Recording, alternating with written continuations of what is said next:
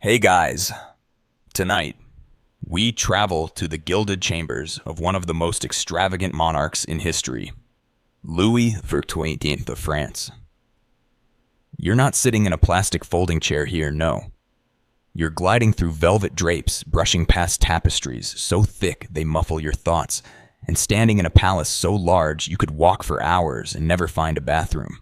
The chandeliers are glinting above you. The scent of powdered wigs and lavender oil hangs heavy in the air.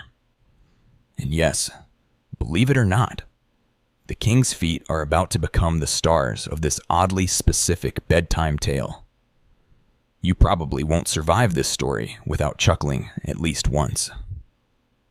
Because we're about to dive into the royal life of Louis XIV through something so mundane, so incredibly petty, and so wildly ceremonial, his socks. Not his crown, not his war room, but his carefully perfumed silk-wrapped feet.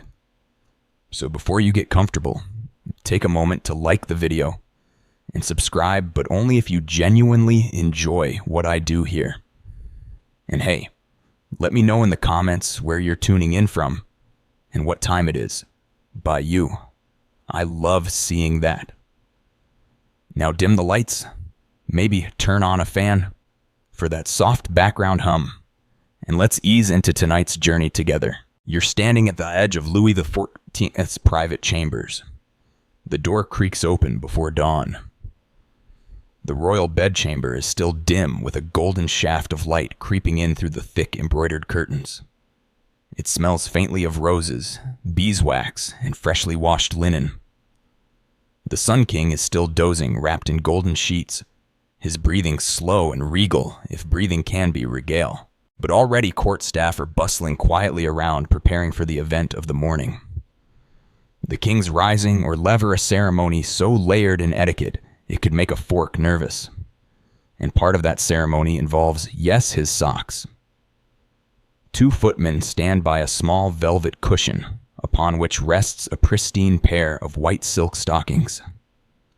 You notice they're embroidered near the top, not with Louis's initials, but with the royal fleur-de-lis, just subtle enough to say, "These are not your socks."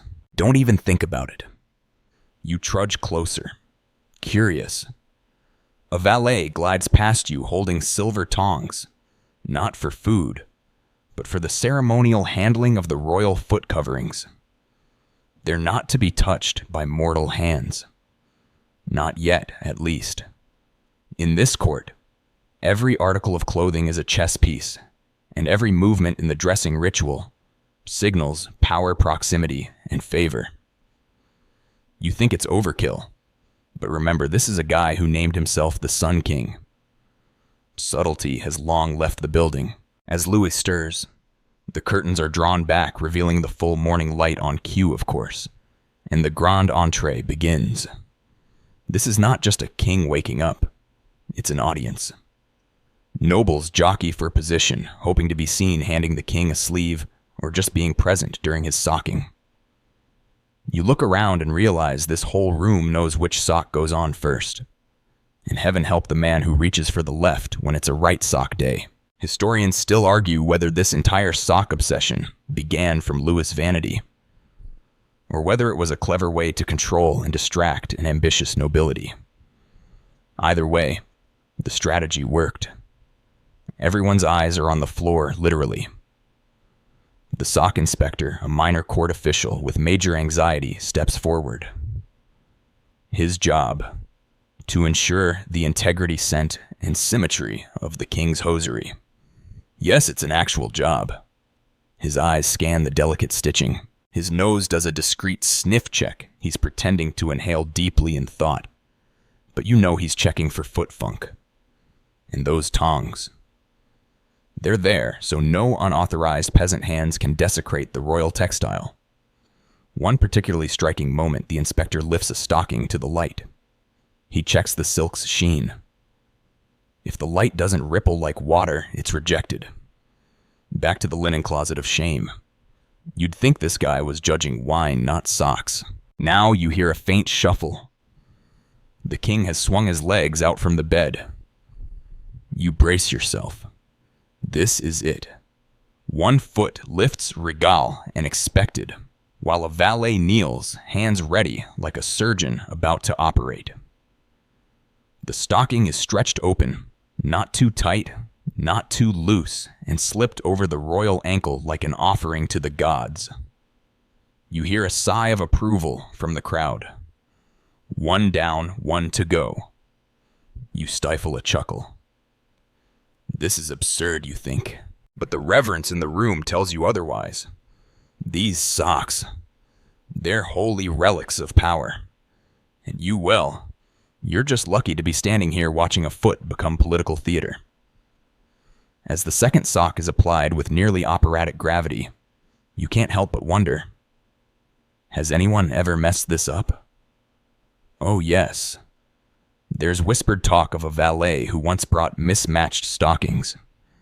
He now manages a goat farm somewhere in Burgundy. And not a fancy goat farm, the kind with angry goats and no titles. It's not lost on you that all this is just the beginning of Louis's day. Later, there will be council meetings, dances, mistresses' treaties, and art commissions. But none of that happens until the socks are secure. So here you are, basking in the early morning drama of golden threaded ankle wraps, while the court collectively holds its breath. You lean against the wall, feeling the ridiculous weight of a moment so trivial and yet so saturated with power. And just as the final fold is made, the sock tops gently adjusted for symmetrical perfection. The king nods. A subtle nod, but it sends ripples through the room like a stone dropped in a calm lake. The sock inspector breathes again. The valets relax their shoulders. The court whispers intensify with relief and admiration. Louis stands now fully socked the Sun King once more. And you quietly marvel that in the grand machine of monarchy, it's the smallest gears, like a sock inspector, with tongs that keep the whole thing turning. The Sun King stands tall now, but you notice he doesn't move right away. Instead, he waits to be observed, admired, maybe even envied. The socks cling to his calves like a second skin, the silk glinting with that peculiar gleam only achieved by obsessive weaving and a whole lot of unpaid peasant labor. You can't help but picture a silk worm out there somewhere spinning a future around a royal foot it will never see. But don't blink, because the morning has only just begun, and the real sock parade is about to unfold. You shuffle behind a cluster of nobility as the king glides no more like floats into the grand hallway, his gait timed and practiced like a ballet. His shoes custom, of course. Heels high, red-bottomed, a style he helped popularize. But even these ornate slippers can't steal the show from what's peeking out just above his stockings. Pristine, fragrant, wrinkle-free. This, you realize, isn't a walk to breakfast. It's a procession of power. Each noble lining the corridor lowers his eyes respectfully, not to Louis's crown or his face, but to his legs. It's surreal. You start to feel like you're stuck in a Monty Python sketch that no one told the actors was satire. But here it's deadly serious. A tall man in a teal velvet coat whispers to another courtier. Silk from Leon, I hear. The other nods gravely, hand-dyed with Persian indigo. They might as well be discussing military strategy. You edge closer and hear one more mutter. Last week's pair had a looser weave. This is tighter, more confident. Historians still argue whether Louis intentionally used his sock game to influence alliances. Some say he coordinated colors depending on whom he wanted to intimidate or flatter. Others insist it was just vanity turned to 11. Either way, you're watching fully grown adults analyze hosiery with the seriousness of a UN delegation. The sock inspector trails behind discreetly, his hands now clasped behind his back, mission complete for now. But make no mistake, this man's job isn't over. At any moment, a wrinkle could appear. A thread could rebel. And if it does, he'll be expected to fix it before Louis takes another step. With what you look closer and see it tucked in his sash is a small emergency sewing kit. Sock triage. You pass through the hall of mirrors, light bouncing off every surface. As Louis moves, so do his feet, and you realize something almost mystical. The court has developed a rhythm around this. They're not just following the king, they're following the sock choreography. A dance of deference. You spot a group of ladies in waiting across the hall. They whisper behind their fans and cast fleeting glances downward. It's not flirtation. It's judgment. Sock judgment. One of them raises an eyebrow just slightly. Perhaps a stray thread has been spotted. The room holds its breath. Turns out there's a kind of unspoken hierarchy in Versailles that revolves around observation. Who notices the king's socks first? Who reacts properly? Who pretends not to care and thus appears more refined? You're beginning to understand that being a noble here means navigating a minefield of fabric and etiquette with Olympic precision. And the socks. They're the daily scoreboard. Your feet ache just watching them. You imagine your own mismatched cotton socks from this morning and feel the sharp stab of peasant inadequacy. Then again, you didn't wake up to 30 people judging your ankles. The parade continues into the royal chapel where the king kneels. You'd think this moment would be about spiritual reflection. But no eyes flicker down again. Even in prayer, even in worship, the socks must hold their shape. God may forgive, but the court does not forget a bunched-up stocking. One particularly bold noble leans toward you and whispers. Last year, a small tear appeared during Easter Mass. He pauses for dramatic effect. 3 valets were dismissed. You blink. Just like that. He nods. One of them was actually innocent. But Louis said he preferred to err on the side of excess. The scent of incense floats through the air, mixing with the perfume from the socks. Yes, they're scented again today, this time with a hint of crushed rose petals and something vaguely medicinal. You try not to sneeze. The sock inspector glances back, suspiciously. Throughout the mass, the court remains unusually still. But beneath the surface, there's tension. A wrong bend of the knee could cause the silk to stretch the wrong way. One wrong move, and this entire service could spiral into silent scandal.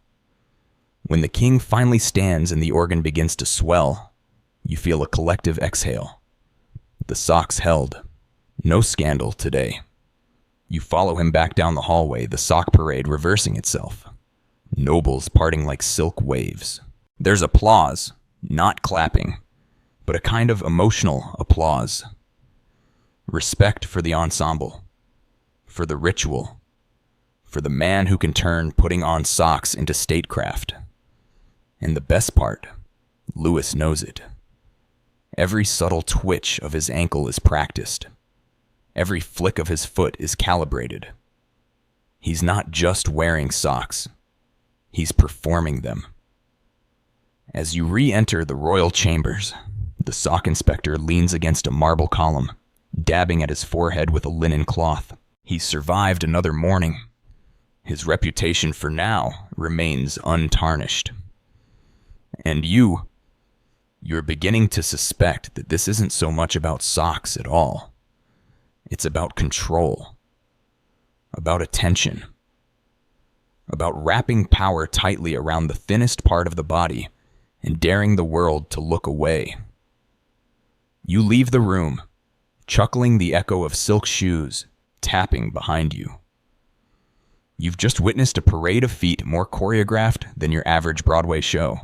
And strangely, you're already looking forward to tomorrow's performance. Back in the royal bedchamber, the mood softens briefly. Louis has completed his lever, the royal rising ceremony, and now shifts toward his day's duties. But make no mistake, just because the socks are on, doesn't mean their role is over. You trail behind as the king glides into the next phase of his day. one that oddly enough still involves his feet being observed like sacred relics at every opportunity.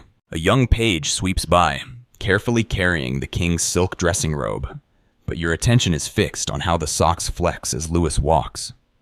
The silk shimmers differently now, picking up more natural light as if proudly announcing their continued existence. And you're not the only one watching.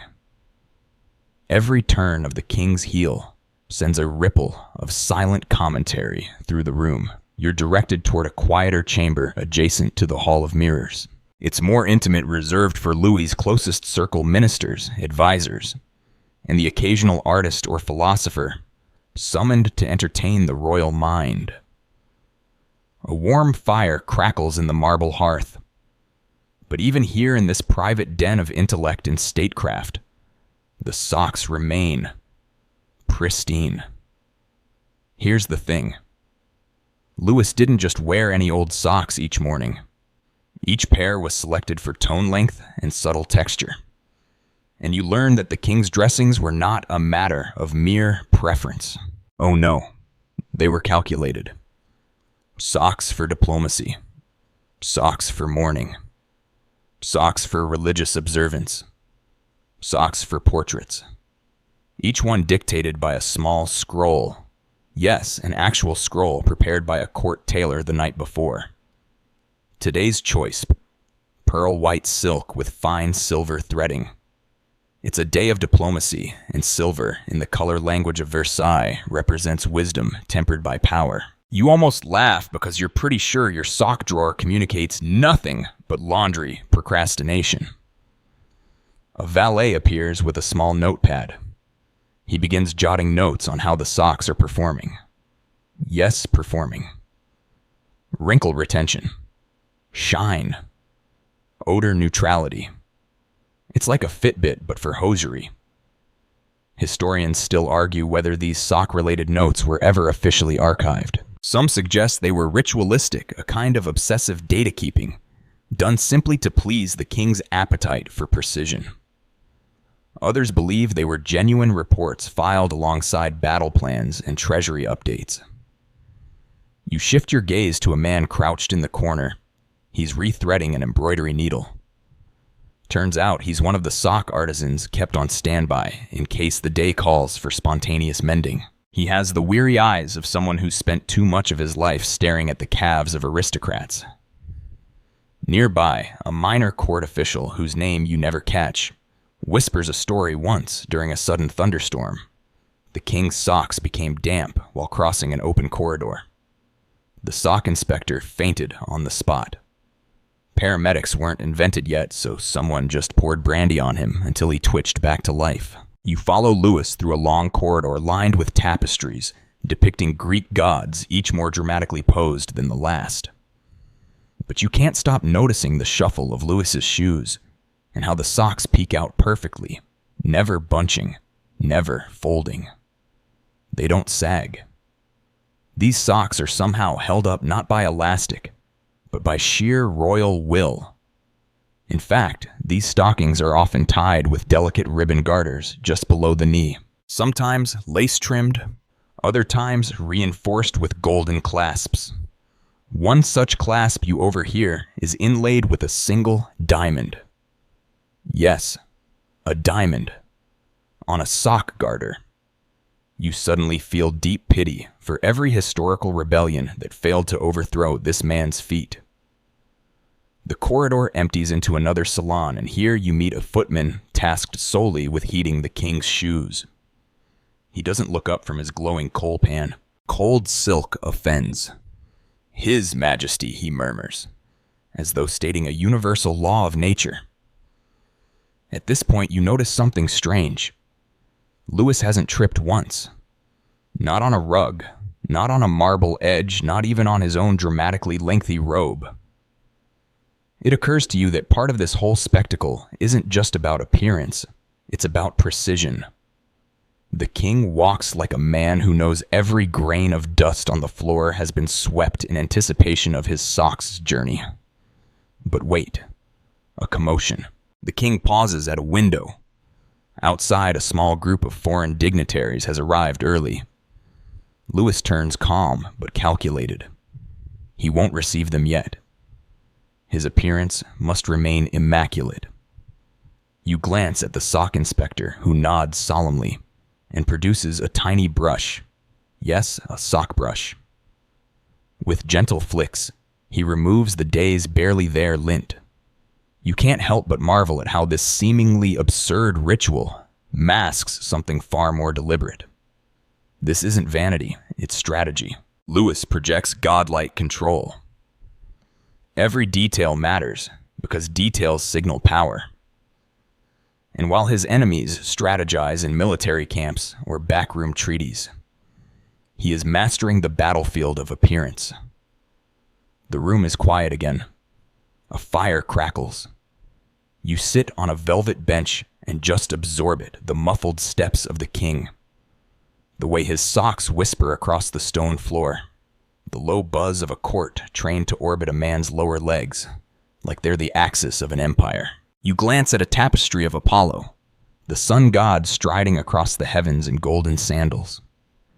A servant once told you Louis had the face altered slightly to resemble himself. You lean in. Sure enough, the socks are there too.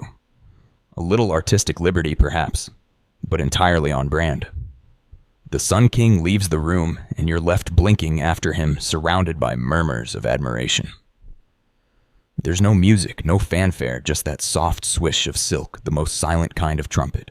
And somehow, you're beginning to believe that maybe, just maybe, the world really does revolve around a sock.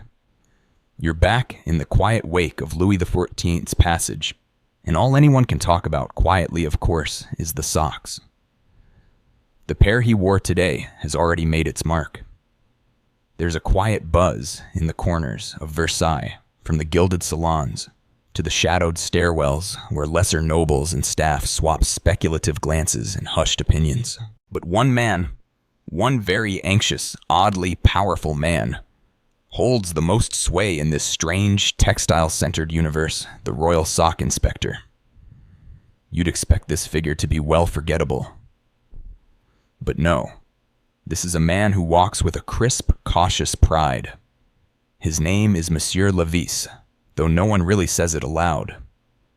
Most just refer to him as l'inspecteur des bas, the inspector of stockings. He doesn't speak unless spoken to. His mustache is perfectly trimmed. His eyes scan like he's perpetually searching for creases in your soul. And he carries a velvet pouch filled with inspection tools, a miniature ruler, a magnifying lens, a brush made from boar bristle, and a delicate vial of rose water. You trail behind him now as he returns to his chamber, a closet-sized room near the tailoring wing, lined wall-to-wall with scrolls and samples of past sock inspections. He pulls out one scroll, and you peer over his shoulder. It's dated 2 years prior, and lists a sock's texture evaluation, luxuriously dense scent rating, floral with a slight citrus interference, and calf hug integrity, excellent elasticity, retention after third wear. You blink. This is real. A historical paper trail for silk tubes.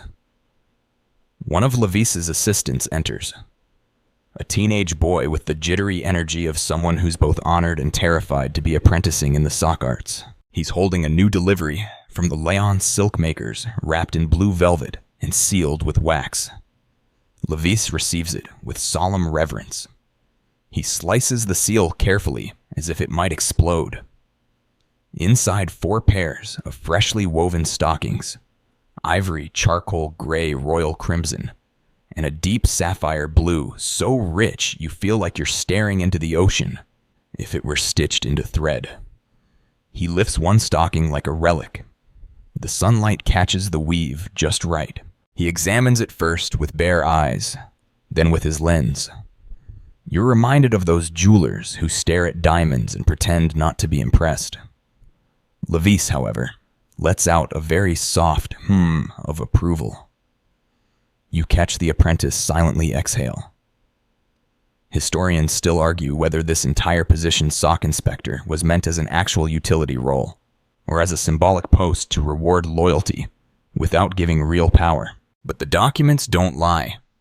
Sock reports were submitted weekly, sometimes even daily, and reviewed by none other than the king himself. So whether it started as a joke or not, it became an institution. Levis places the stockings on a padded shelf, then opens a drawer labeled Emergency Sock Registry. Inside are several sealed packets, each marked with scenarios.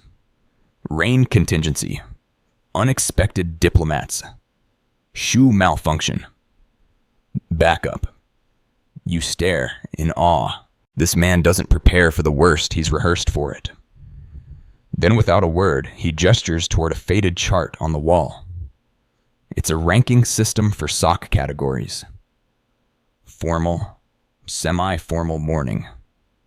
Religious, recreational. You stifle a laugh, and experimental. Yes, experimental. Apparently the court once tested a sock woven with alternating silk and fine steel wire for tension support. It was deemed a failure. Obviously, it left the king with red lines across his calves. Levis has the sample locked in a drawer labeled, Never Again. You start to get the sense that this job is not about socks at all. It's about proximity. Levis has daily access to the king's body, albeit the lower portion. He enters the private chambers. He sees the king at his most vulnerable, barefoot, undressed, still half dreaming. That kind of access in Versailles is gold, and it breeds jealousy. There are whispers of attempts to bribe Levis. A rival noble once offered him a tapestry, woven with secret family emblems, if Levis would accidentally report a sock as being below standard just to delay an important appearance. Levis refused, then reported the noble to the head of chamber etiquette. That noble now tends an orchard in Normandy. You also hear rumors of Levis's predecessor, Monsieur Fleuret, who apparently disappeared after recommending cotton blend socks for comfort. Comfort. In a court of appearances, legend has it, Louis personally erased Fleuret's name from the household register, replacing it with a wax seal, labeled unmentionable. Levis, by contrast, has lasted 7 years. That's a lifetime for anyone in his role. You think maybe it's because he never smiles, or because he treats each pair of stockings like a religious relic, or maybe, just maybe, he's really good at politics masquerading as fabric science. In a moment of boldness, you ask him, "What makes the perfect sock?" He blinks slowly, then says in a whisper so hushed it's almost reverent consistency, "Glide. No friction. The sock should never speak, but always be noticed." You nod like that makes total sense, and honestly, in this place it kind of does. As you leave the inspection room, you notice something strange. No locks on the doors. No guards. Just trust. The socks are too sacred to be stolen. Or maybe it's because everyone knows that stealing a royal stocking carries a curse. One valet tried it decades ago. They say he died with silk threaded between his teeth. Back in the hallway, the apprentice is rolling the velvet pouch closed while Levis stares out the window, eyes scanning the gardens below. He doesn't blink much. You realize he's preparing. Tomorrow is a hunt. That means reinforced socks, possibly leather-soled. Mud-resistant, but still dignified. He may not sleep tonight. And you're beginning to understand why people obsessed over this. Not just because the king did, but because somehow the fate of your standing in court could dangle precariously by a ribbon tied just below the knee. As you wander deeper into the corridors of Versailles, your senses adjust to the subtle signs of hierarchy. The scent of jasmine gets stronger. The closer you get to nobility, the velvet on the walls grows thicker, and the whispers become more refined. But through it all, one thread quite literally continues to weave through the palace, the king's socks. Today, you've been invited.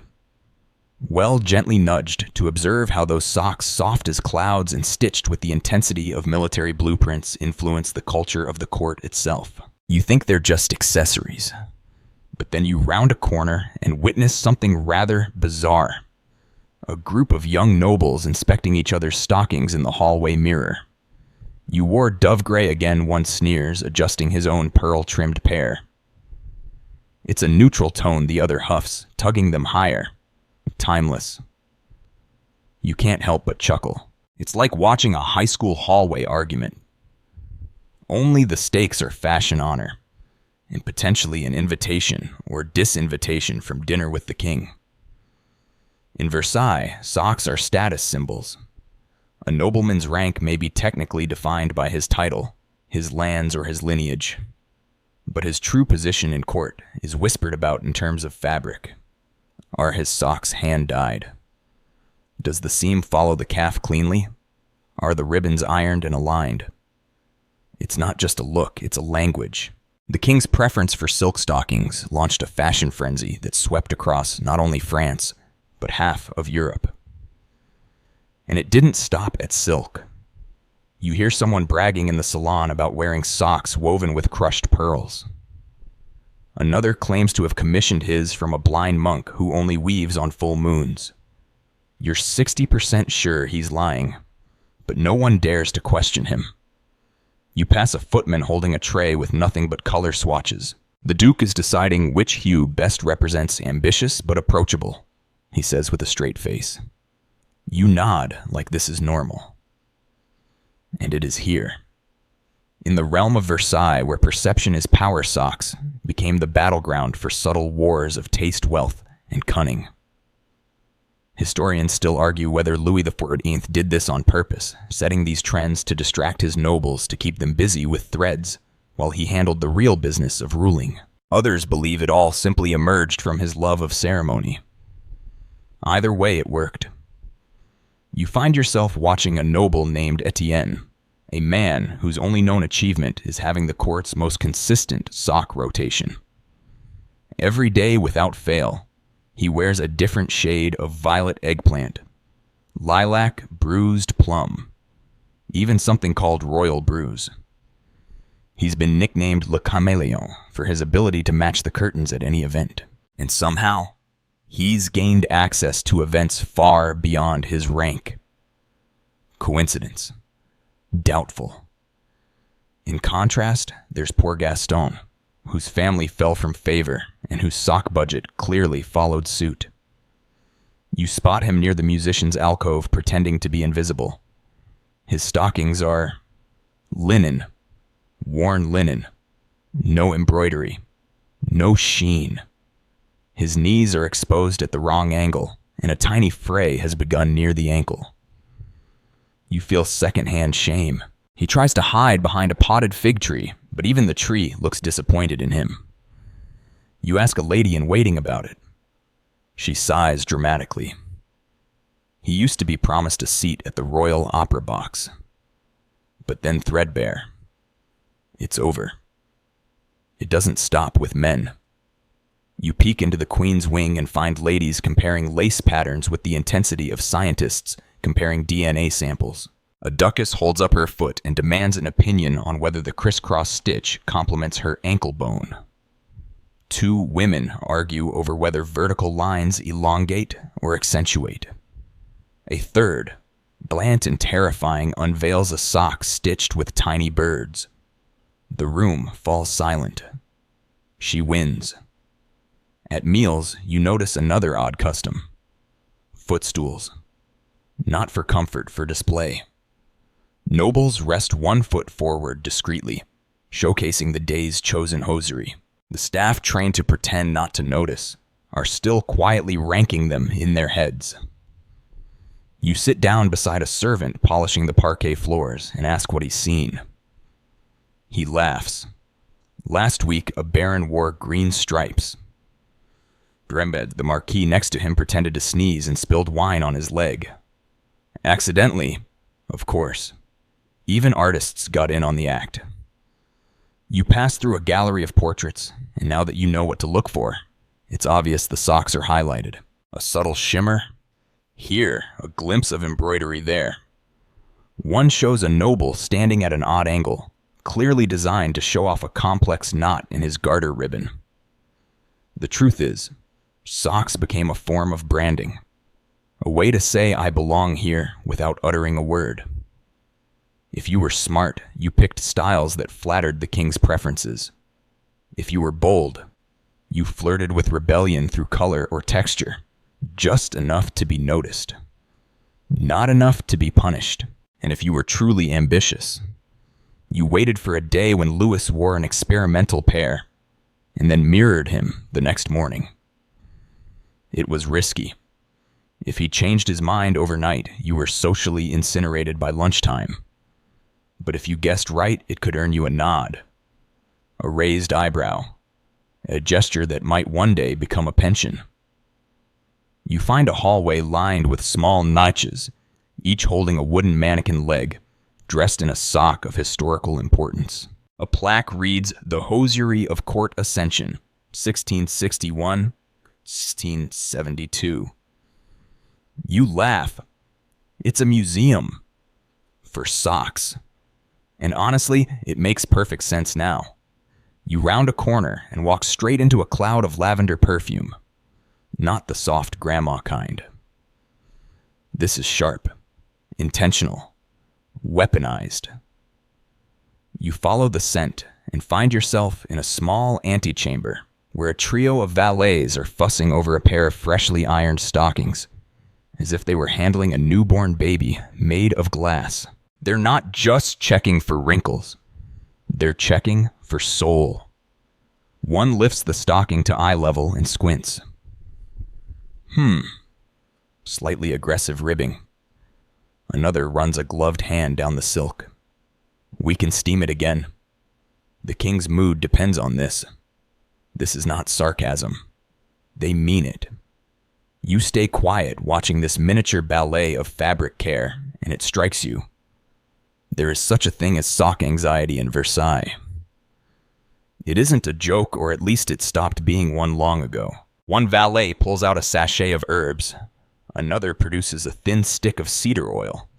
And together, they begin scenting the socks like they're preparing incense for a temple. You're about to move on when a man bursts into the room. He's pale, sweating, holding a single stocking with the expression of someone who just found a crack in a stained glass window. There's a scuff, he whispers, eyes wide. On the heel. You could hear a lace pin drop. All heads turn to him. The sock is inspected. One valet inhales sharply. Another begins praying softly in Latin. Now you're hearing the whispers. The king has a delicate sense of smell. He can detect a sour thread from 5 paces. He once exiled a valet for using too much musk oil. The memory still haunts the linen rooms. You decide to back away slowly, only to stumble into another room, the court of fashion discipline. Not its official name, but the vibe is unmistakable. Inside, nobles sit along a long tapestry-covered bench, while a courtier, thin as a quill and twice as judgmental, walks past them holding a long stick.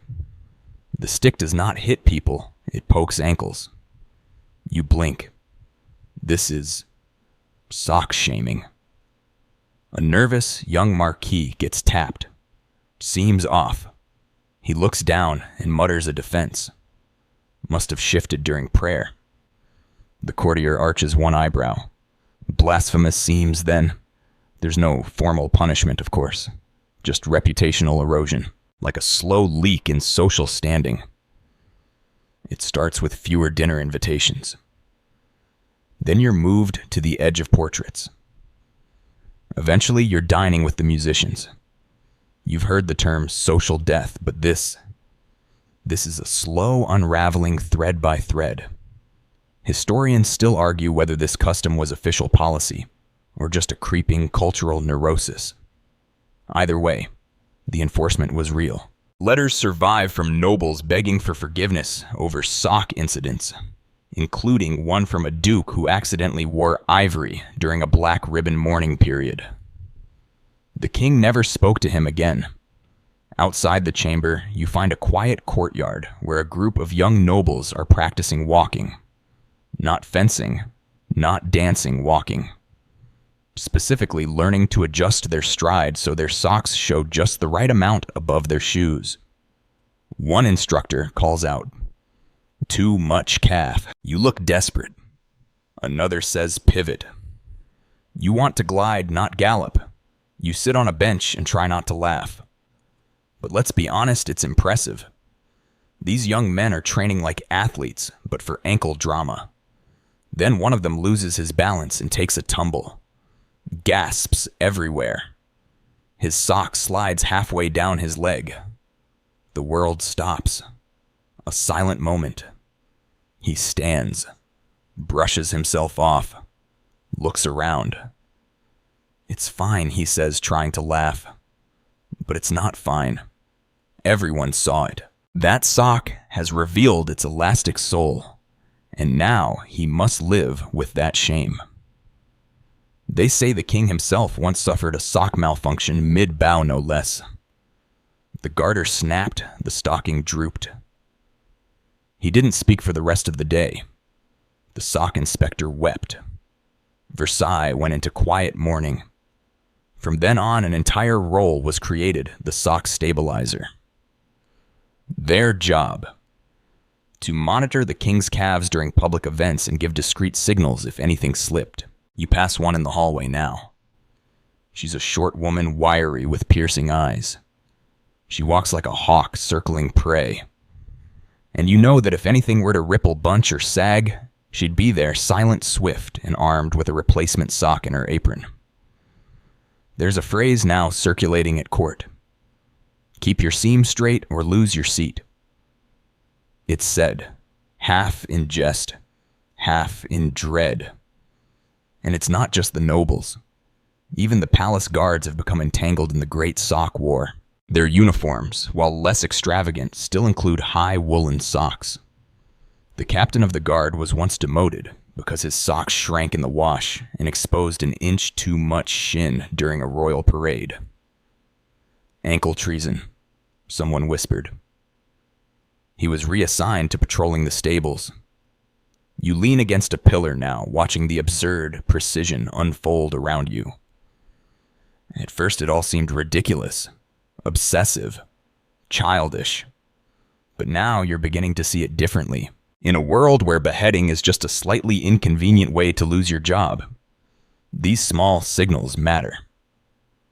If you can't master your socks, how can you possibly be trusted to govern a province? If your silk bunches during a curtsy, what does that say about your moral fiber? So the court adapts, practices, judges, pokes each other with sticks. And you, ever the silent observer, realize you've begun to adjust your own posture. You feel the imaginary seam running up your calf. You slow your steps, glide more. And for just a moment, you wonder if you'd survive a day here. Probably not. But at least your socks match. You wake, or at least feel as if you do, surrounded by the soft hum of Versailles in motion.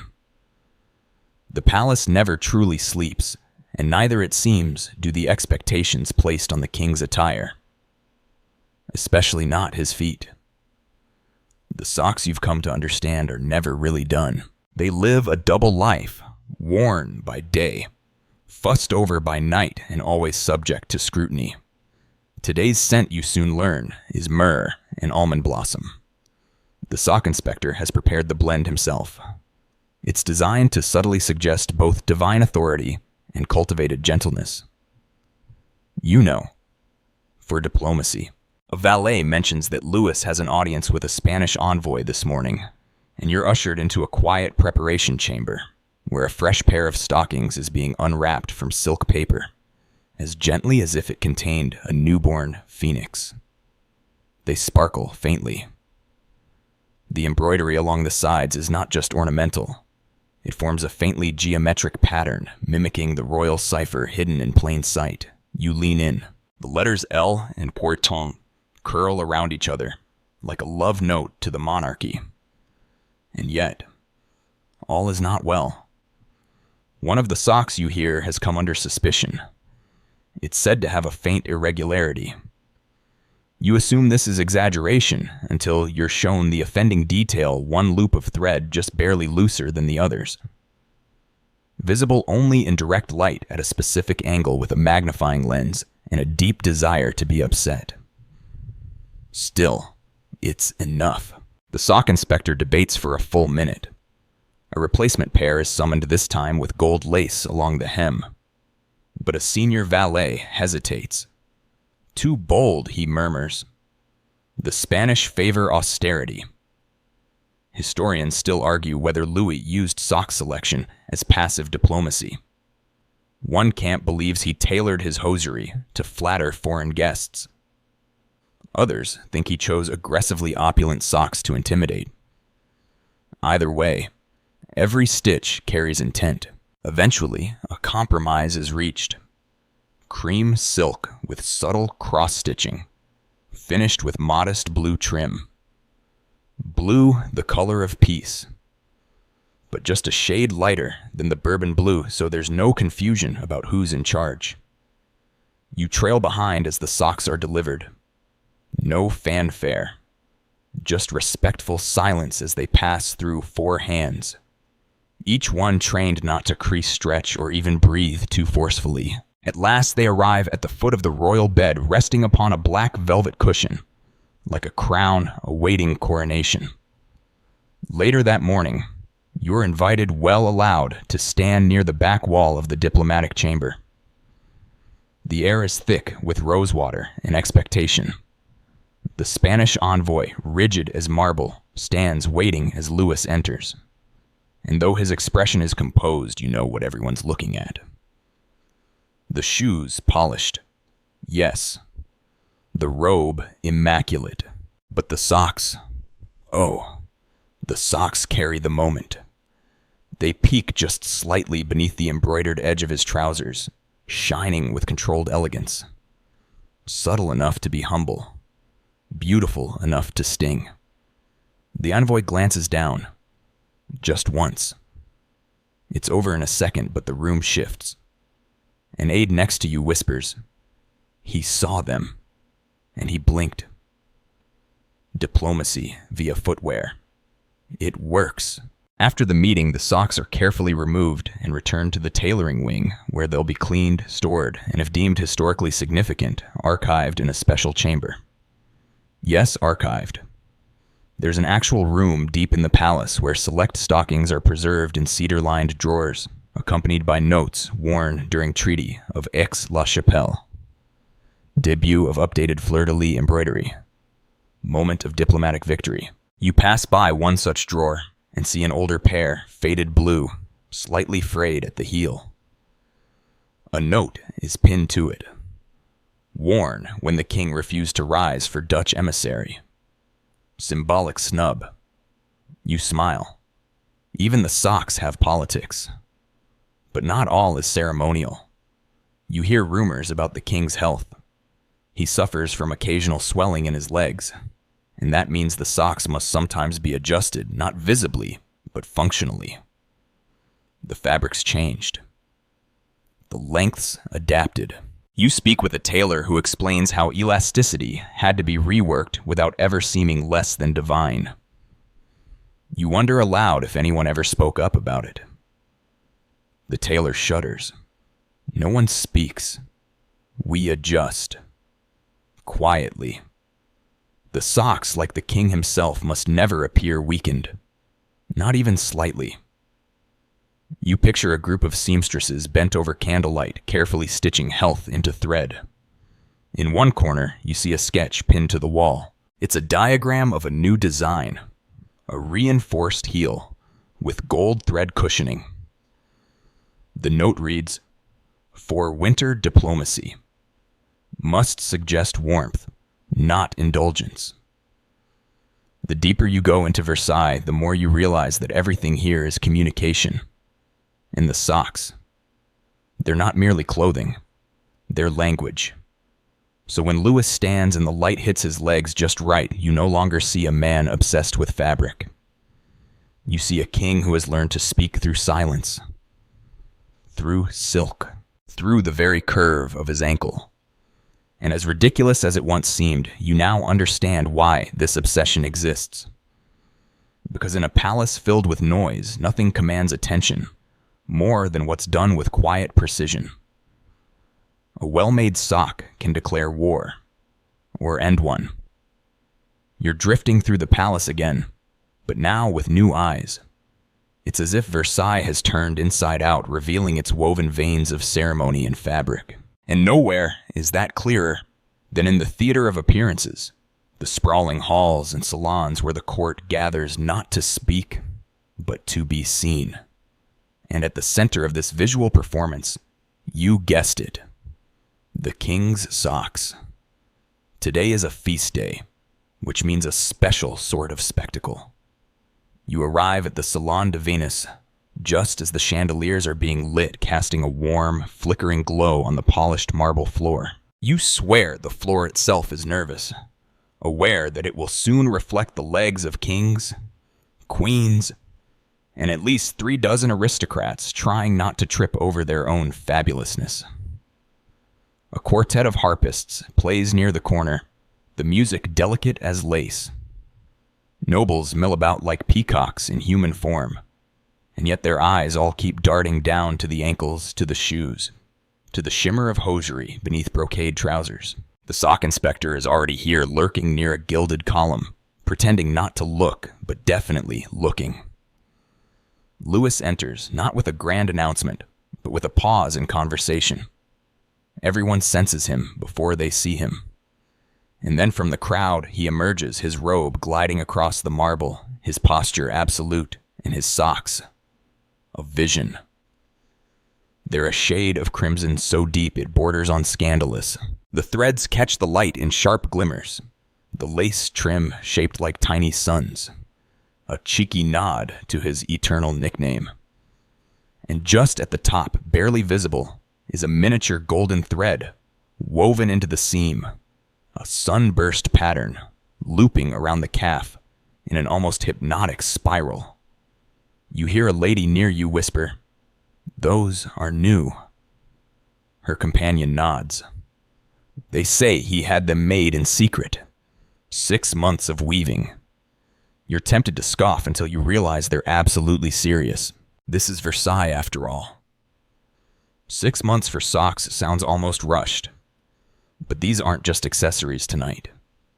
These socks are statements. Louis isn't merely attending the event, he is the event. And in this moment, every twitch of his ankle is a line in a silent script. When he steps forward, the crowd subtly leans back as if the color alone holds power. When he sits, they relax, exhaling the breath they didn't realize they were holding. Historians still argue whether Louis planned these grand sock debuts around political events. Some suggest tonight's crimson is in honor of a recent military victory. Others think it's a coded message to a rival faction, an unsubtle reminder of who literally wears the royal heels in this kingdom. And then there's the performance itself. Because this isn't just a party. It's a ballet of hierarchy. And Versailles is its stage. A nobleman to your left lifts his knee slightly while adjusting his posture just enough to reveal a bold, striped stocking. He does it casually, like he didn't plan it all afternoon in front of 3 mirrors.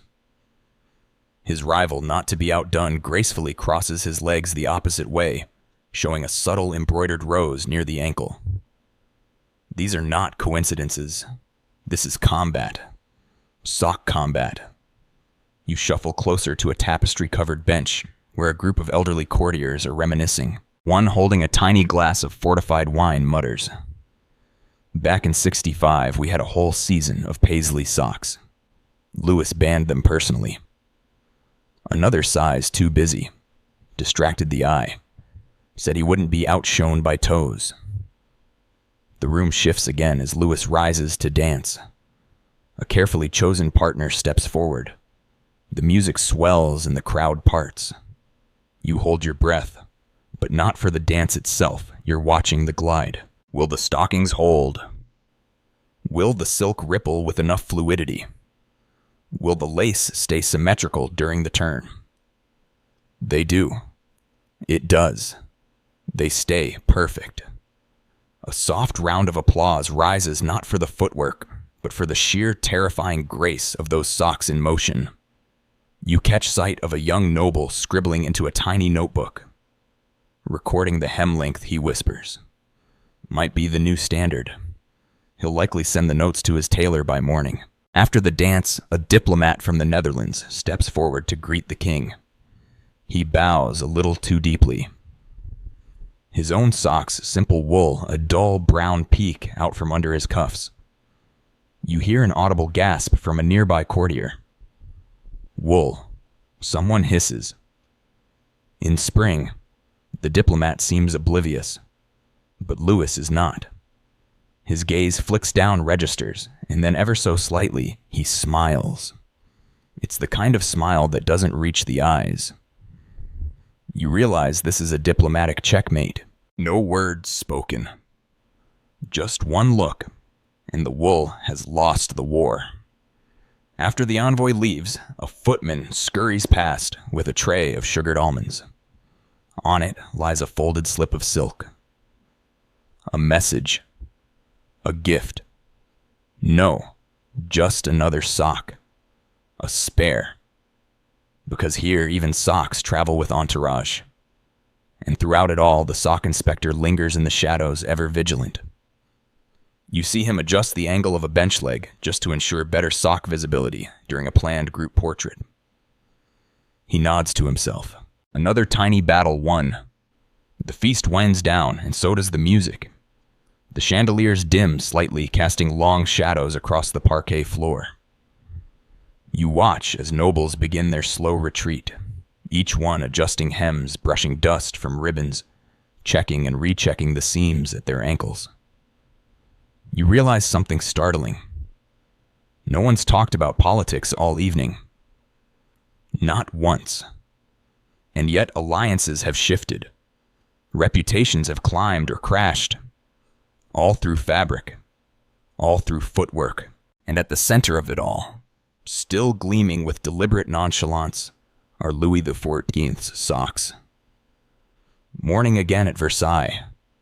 But this time you're up even earlier than the sock inspector. You wander through the eastern corridor, where carts are being wheeled in, each piled with neatly folded fabrics. This is the textile quarter, a hidden world beneath the spectacle. You've seen the socks in action, witnessed the power they project, but now it's time to see how they're born. You follow a valet carrying a leather-bound ledger into a side chamber, filled with bolts of silk lace samples, pinned to corkboards and color wheels that resemble something more suited to a cathedral's stained glass plan than mere fashion. Except these colors don't tell stories of saints. They signal dominance diplomacy, or quiet devastation by thread. At the center of it all stands Master Fournier, Royal Textile Advisor, an unofficial Minister of Sock Affairs. He's not listed as such in any official document, but when you see the sheer reverence the tailors give him, the title fits. His fingers dance over the fabric as he mutters something about mood reflection through textile sheen.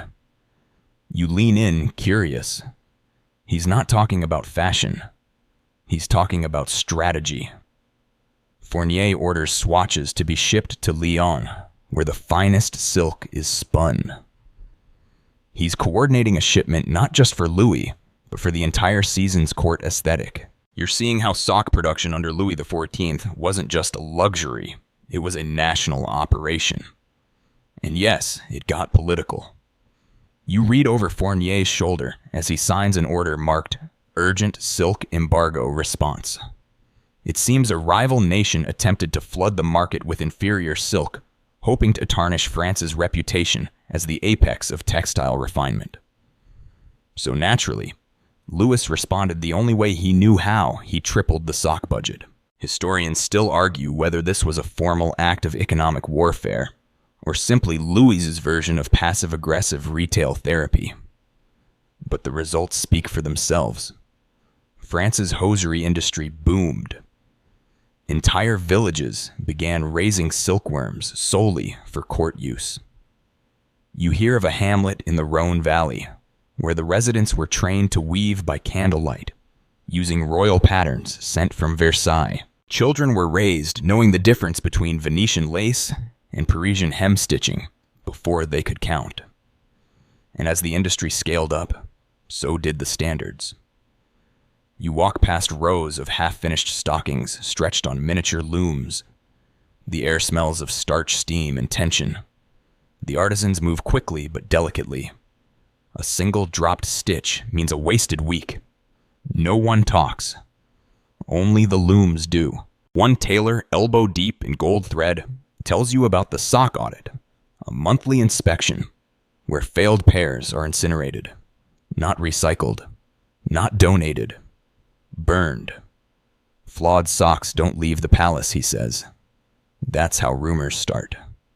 You hear murmurs of a master weaver named Celeste, whose work was once so perfect the king reportedly paused mid-step just to admire it.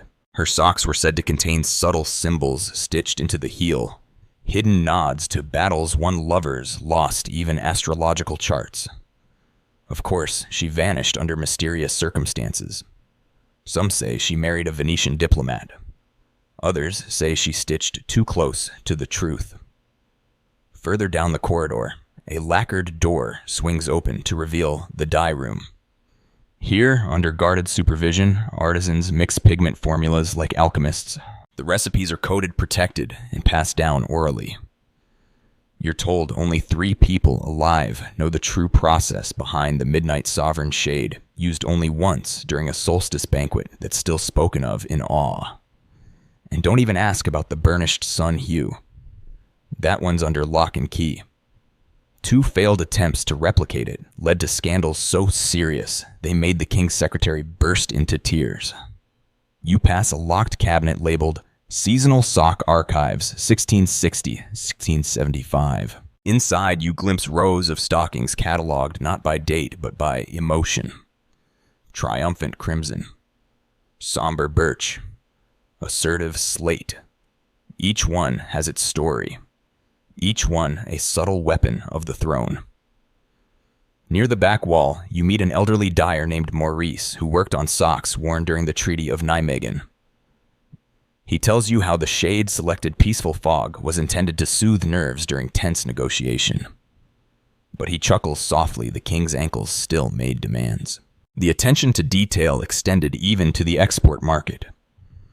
Foreign ambassadors were gifted royal replicas, inferior copies of Louis' socks to take home as souvenirs. They were purposely made just flawed enough to show that while others might imitate, they'd never quite match the French crown's finesse. One story haunts the workshop, still the time an English envoy returned his gifted socks, claiming they were too tight. Within a week, diplomatic talks stalled. By the month's end, trade had frozen entirely. Coincidence? Perhaps. Or maybe it was just a warning, delicately stitched into the hem. You return to Fournier's desk as he signs off on a new order. Today's mission: 40 pairs of embroidered summer stockings. Humidity resistant, he mutters. His Majesty cannot appear moist. And somehow, without anyone saying it aloud, you understand the truth.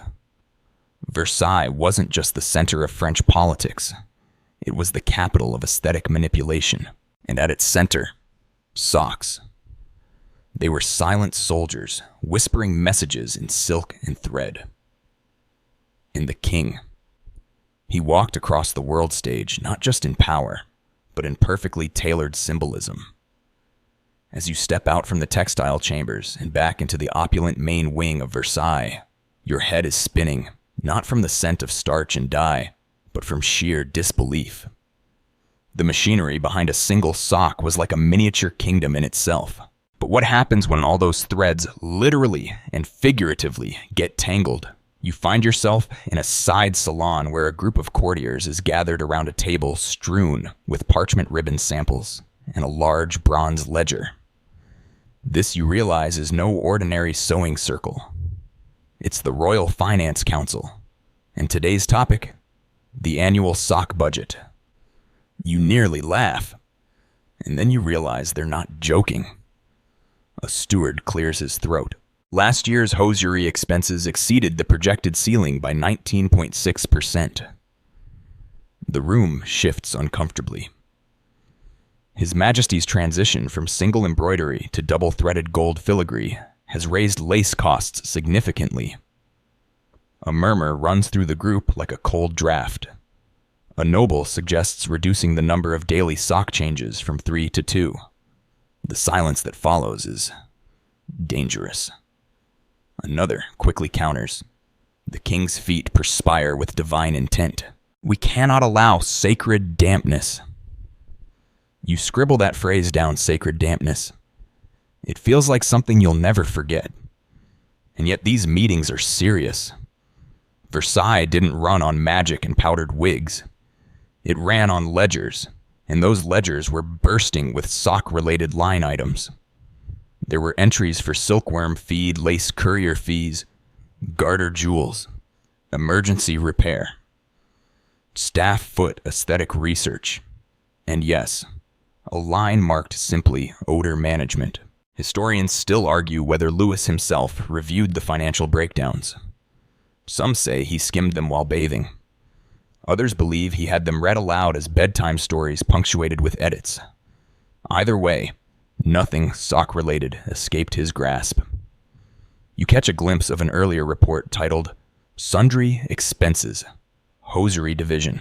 It lists 47 crimson pairs, formal affairs, 33 white pairs, religious events, 19 embroidered with musical motifs for concerts, 8 emotionally reserved gray pairs, 3 pairs lost to candle accidents, 1 pair retired after being mistaken for morning wear. The numbers alone are staggering, but what shocks you more is the care. These are not wasteful indulgences. This is calculated fashion warfare weaponized aesthetics. A single sock could cost more than a stable boy's yearly wages. But if that sock held court, secured alliances, and silenced rivals, worth every coin. You wander into the Royal Linen Archive and find a clerk surrounded by tiny scrolls, each labeled with strange phrases. Post-hunt refresh, spring dusk, tint, lively heel, for theater applause. These are actual budget subcategories. The level of granularity is so absurd, it somehow circles back to genius. A whisper reaches your ear about a secret sock room, rumored to contain Louis's private collection, accessible only to his closest valet and the sock inspector. Naturally, you follow. After a series of discreet nods and a bribe involving a bag of almond biscuits, a footman leads you through a narrow hallway, past a painting that swings open. Of course it does, and into a chamber lit only by a single flickering candelabra. And there they are, hundreds of socks, displayed like relics. Each pair rests on velvet cushions inside glass cases. The light is angled just right to highlight their intricacies. Lace so fine, it looks like breath caught in thread colors so deep, you feel like you're falling into them. One pair has tiny gold suns stitched into the toe. Another bears the woven silhouette of Louis himself, barely visible unless viewed from the left. It's subtle, arrogant, perfect. You spot a pair labeled boudoir conversation stockings, apparently reserved for late-night visits that were intimate but politically significant. Next to them, a display of sock errors, including one infamous pair that accidentally bore 2 left heels. Worn for 5 minutes, the plaque reads, resulted in silent fury. A royal footman appears beside you. This room is not officially acknowledged, he says, adjusting his gloves. But His Majesty likes to visit occasionally. He says it reminds him of the victories his ankles have seen. You don't know whether to laugh or salute. Maybe both. You head back out just in time to hear a scribe reading a letter aloud from a textile merchant in Avignon. Your Majesty's request for meteor blue gradient dye has been received. We regret to inform you that such a hue defies current human skill. However, we remain hopeful. You wonder what the punishment is for failing to produce a color that technically doesn't exist, and yet they'll keep trying. Because when the king wants a sock to look like the sky minutes before a storm, that's not a suggestion. That's a demand of the sun. So you think back to the Finance Council, furrowing their brows over rising thread costs. You remember the scrolls, the scribes, the secret chamber, lit like a shrine. And you realize Louis XIV didn't just wear socks. He turned them into a system, an economy, a cultural empire of cloth. And every step he took across the polished floors of Versailles echoed louder because of it. Versailles is quieter today. The sunlight streaming through the high windows seems softer, the murmurs of court more restrained. You feel it in the air, tension disguised as elegance. Something is off. Then you hear it whispered from behind a folding screen. The Marquis wore the same stockings 2 days in a row. Scandal. You follow the current of gossip through the palace like a leaf on a breeze. And soon enough, you find yourself standing near the Hall of Gentle Reprimands, a place where nobles are privately reminded of minor infractions in ways that feel polite on the surface. Today, however, that surface is fraying. There's a list posted discreetly by the door. A courtier reads it aloud, barely suppressing a grin. Socks not properly scented. Seams misaligned during prayer. And here, repeated hosiery choice, without evident thematic justification. You've never seen people nod so seriously about ankles. And then you realize you're about to witness something rare, a sock tribunal. This wasn't an official legal court, but in Versailles, reputational infractions were treated with a precision usually reserved for international treaties. A group of nobles sit in semicircular chairs, each wearing their finest hosiery. The accused stands in the center, Marquis de Bonneville. His socks today, a dull forest green, respectable.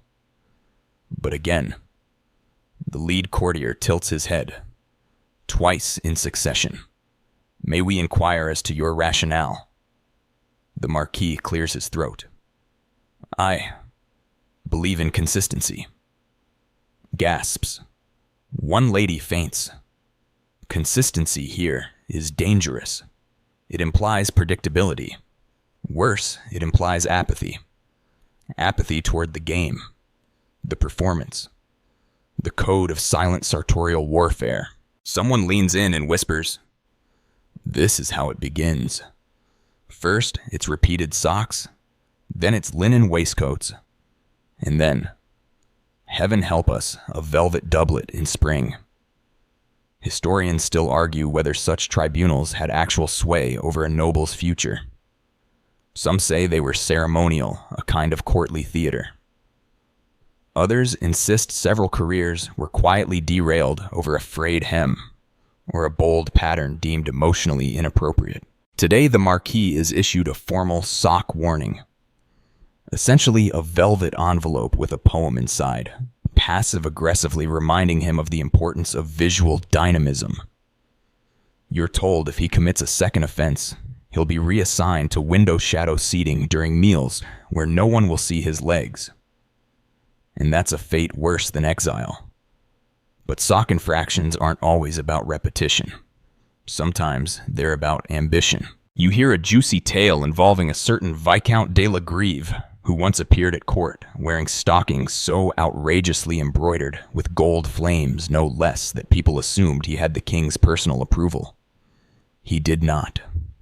Louis was informed within the hour. That night, the Viscount's room was reassigned, and his seat at dinner placed near the servants' doors. His socks, once admired, became a source of mockery, A nobleman passed him in the corridor, nodded to his ankles, and whispered, "Bonfire." It stuck. You learn there are unwritten sock laws at Versailles, not documented, not officially decreed, but everyone knows them. You hear them in murmured lists. Never wear brighter embroidery than the king. Do not imitate a royal pattern unless granted permission. Never reveal both garters at once. It's considered desperate. White socks during rain suggest naivete or madness. Socks must match the tone of the day, literally and emotionally. That last one is critical. There's an entire class of courtiers who specialize in predicting the emotional weather of Versailles. They track the king's mood, the wind direction, the tone of recent sermons. One even keeps a journal titled Forecasts of Footwear. Today, for example, a recent political dispute with Austria has cast a slight tension over the court. The recommended palette: Gray's soft violets and a muted dove blue. A nobleman arrives in emerald.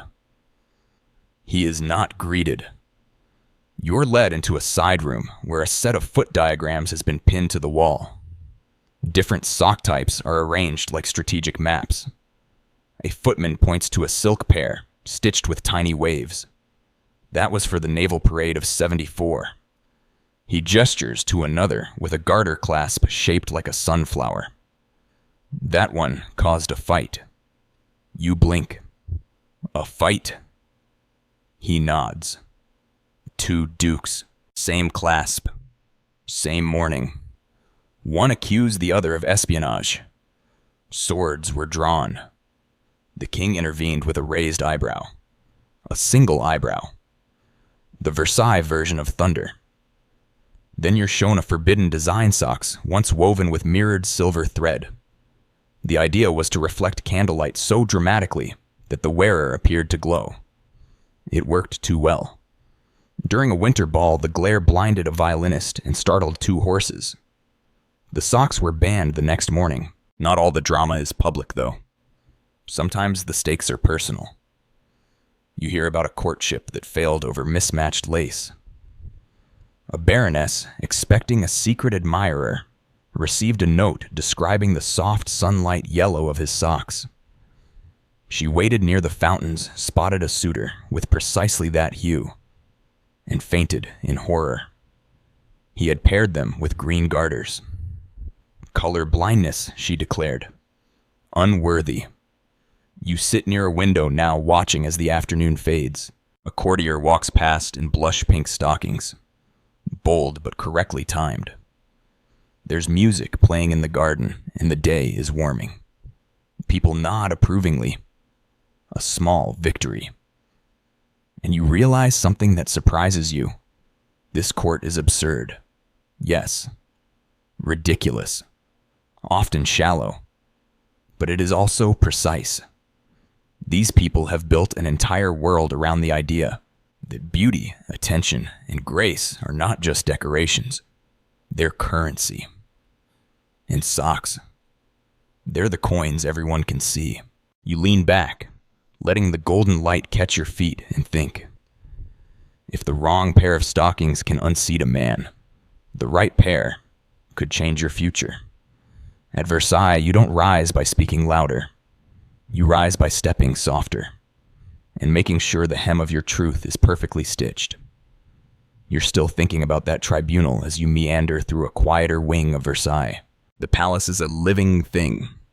It exhales, ceremony, hums with vanity, and occasionally yawns out a story so ridiculous it feels like a joke whispered by history. And today's tale, oh, it's one for the archives. You're about to witness the Versailles equivalent of a public execution. Someone wore socks with sandals. You pause in disbelief. You've seen nobles wear lace masks to breakfast. You've seen golden garter clasps shaped like mythical beasts. But this is unspeakable.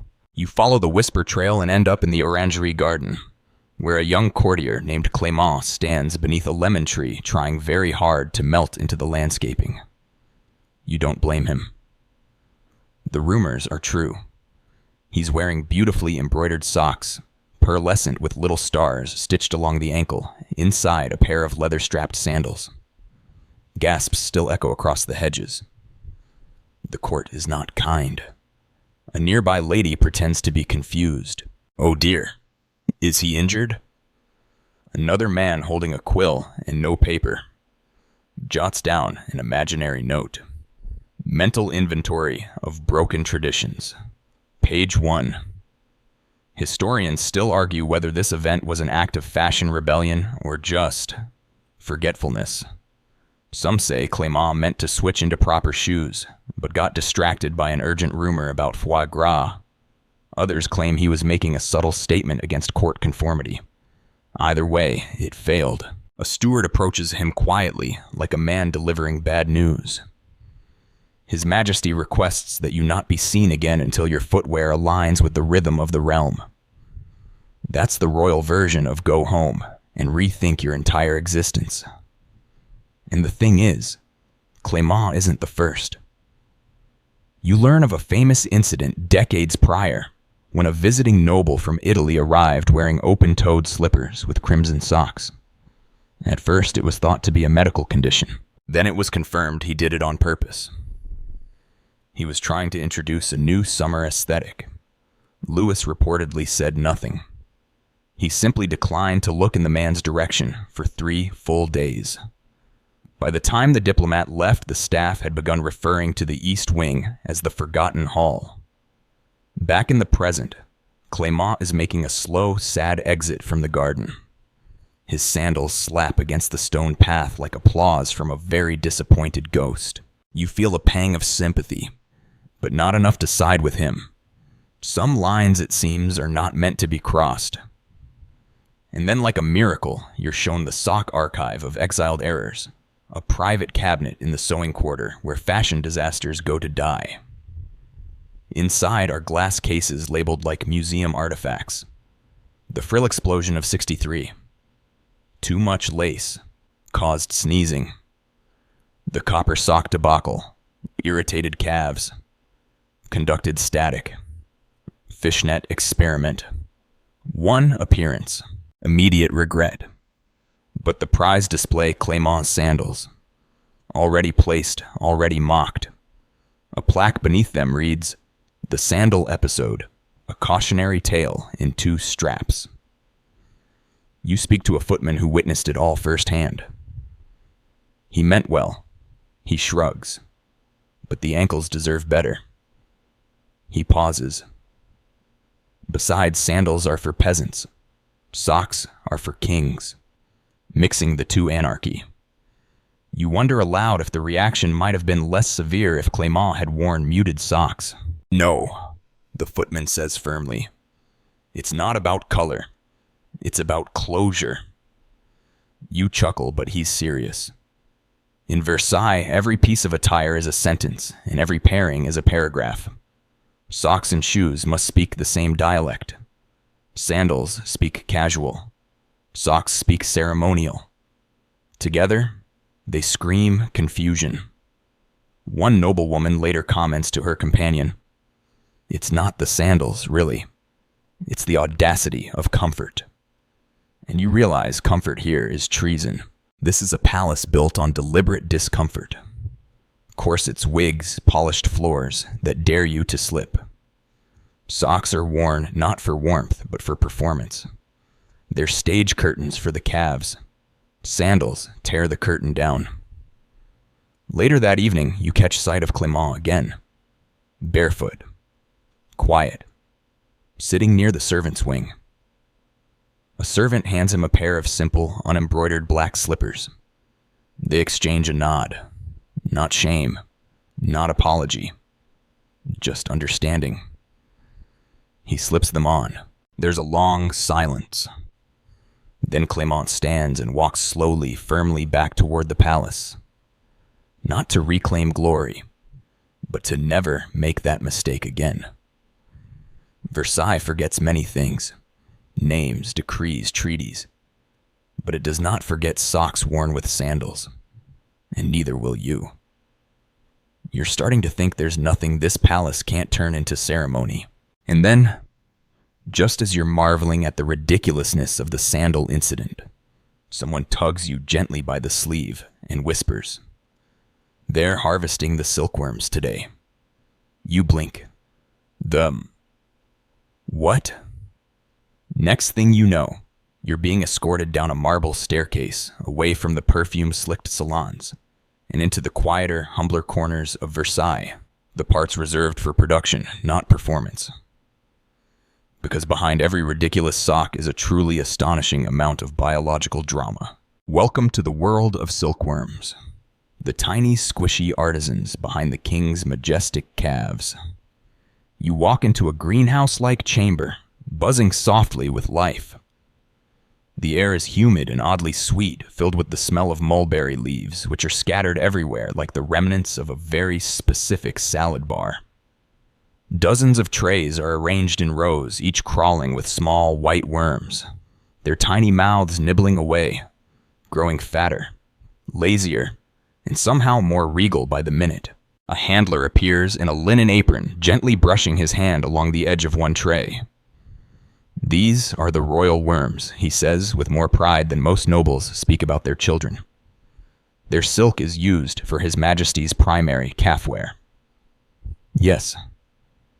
These worms, unaware of fashion politics or the crushing expectations of a monarchy, are directly responsible for maintaining Louis XIV's throne-level shine.